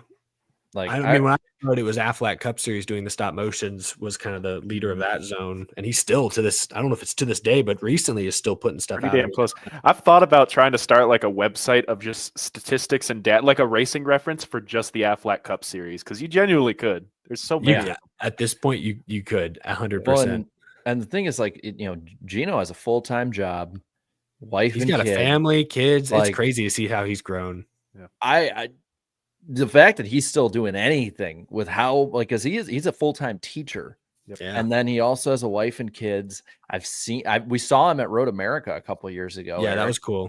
Mm-hmm. And it's like more power to him. That like he kicks ass. I know it's like, like he doesn't do it as often as he used to, but like as someone who's staring in the face having a kid soon, I'm like, damn, the drive, man, good on him. I mean, we're 60 years old in YouTube and in internet years, so it's like, I mean, how does anybody do this any longer? Anyway, great point though. Yeah, anyway, that's kind of fun to think about because we have had the great pleasure of talking to and even befriending so many great NASCAR independent content creators over the years. Crazy to see how the space continues to evolve.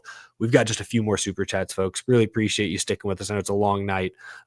Justin Drake again says, difference is Petty and Earnhardt have skill. Austin Dillon, I don't know why Austin Dillon's catching a stray here, is a 10 to 11 year vet purely because pop, proud of you, my favorite grandson.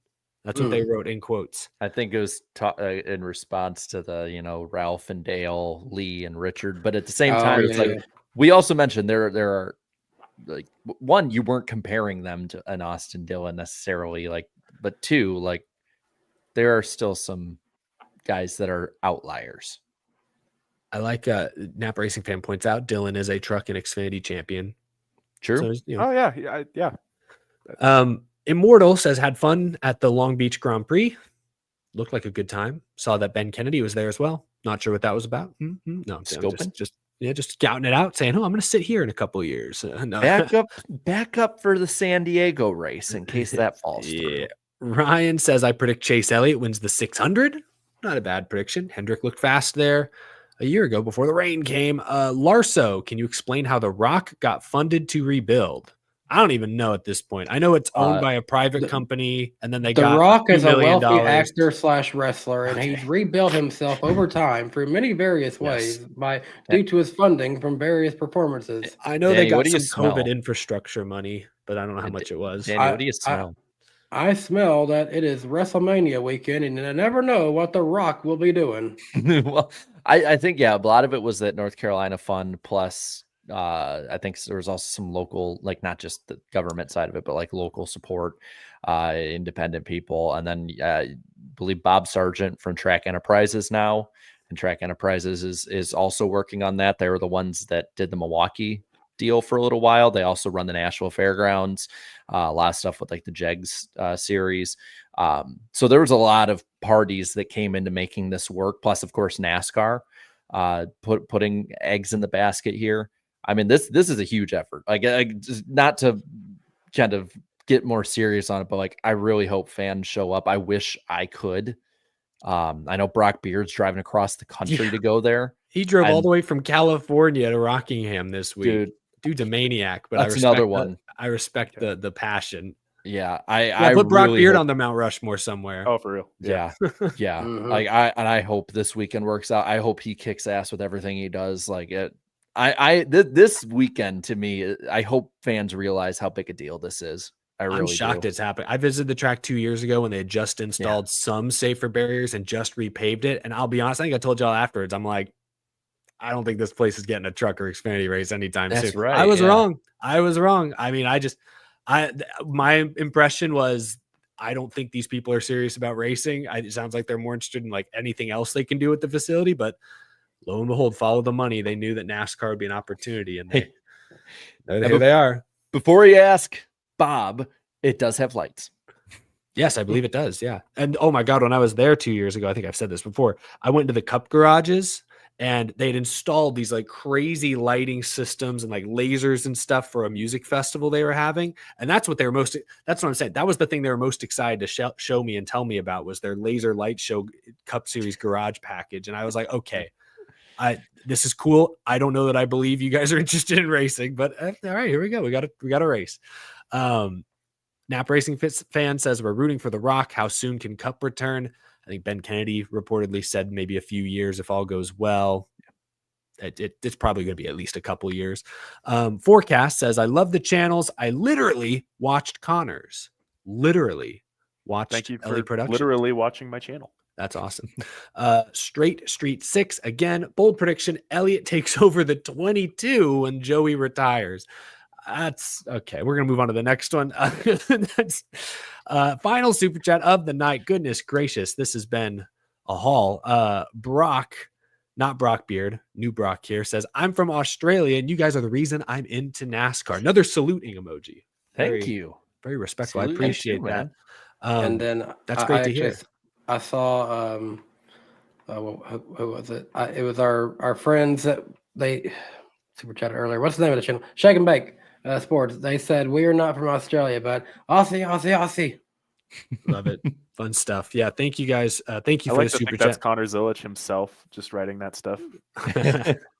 It might be. Someone said earlier, Daniel Dye also involved in that channel. Yes, of course. Can't forget Danny Dye. My mistake. My bad. I have no clue why KFB Fanatic says this. Someone make Danny salute, so I will salute.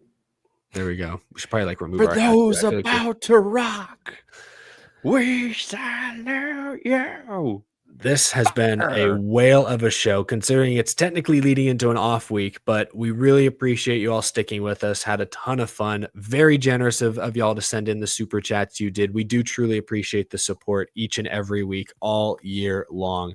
Connor, Ellie Productions, stuck with us here for nearly 3 freaking hours. Hey, I just did a 5.5 hour stream. I'm used to it at this point. Oh my gosh. It's kind of what I do now. I'm not used to it. Again, 60 years old in internet years, so I'm out of my prime here. But yeah, you teased earlier some upcoming projects. I don't expect you to tell us exactly what you're working on, but for fans who maybe, I'm sure most of y'all here have to be subscribed. If you're not, click the link in the description below. But for fans of your channel, what can they look forward to in the coming weeks? Well, this week we're doing a video about Bristol, just because I just went there and I figured I might as well. And then the next video after that will be something sponsored by Manscaped. So buy their lawnmower Ultra, hell yeah, and for Testicular Cancer Awareness Month.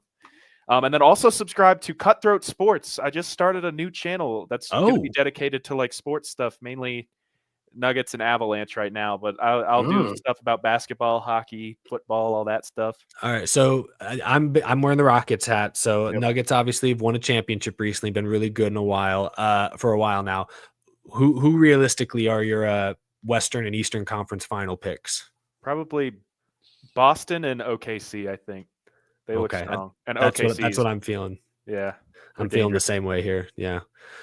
Good stuff though. That's exciting. So Cutthroat Sports, you said that's the new channel. All right. I do not have that channel with a fish on it. You can't miss it. Gotcha. I think I saw that. I think I saw you tweeted it or somewhere. I did not link it in the description. I apologize for that. But yes, be sure to check that out as well, folks. Cutthroat Sports. Appreciate you hanging out with us tonight, Connor.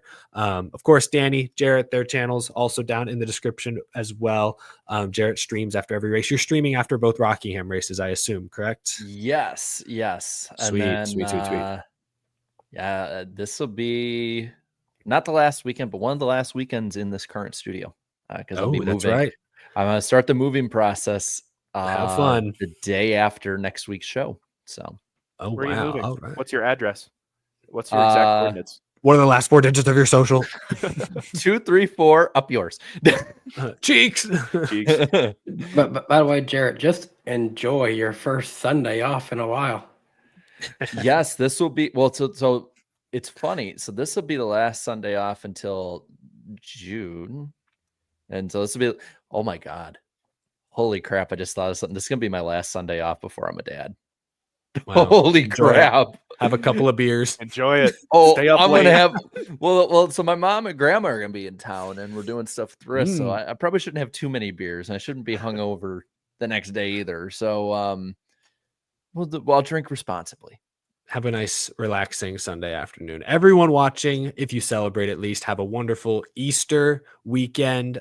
We will talk to you again next week. We'll be on the Icebergs channel, April 23rd, 8 o'clock Eastern time. The always very polite and well-behaved John Ramos will be joining us. We will get you ready for what is it, 28 straight weekends of Cup Series racing. We will get you ready and prepared. Thank you for being on this journey with us, folks. We'll talk to you again next week. Enjoy Rockingham. Happy Easter. Have a great night, folks.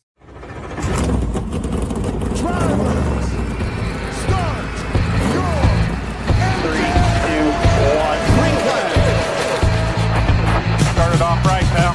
Right on, come on. Get outside. Three wide. Unbelievable. Where you playing? We're going. I like the aggression. We probably dropped a great car. You can go tell all those guys up there they can suck it. What we're about to do is not a good idea. All good. What is he doing? You gotta be kidding me. Half the pack is flying apart. It's so nice to see at the line. Oh, pack of cars come piling in as well. Come. Coming the way. Hello. Come back, caught him. That was incredible.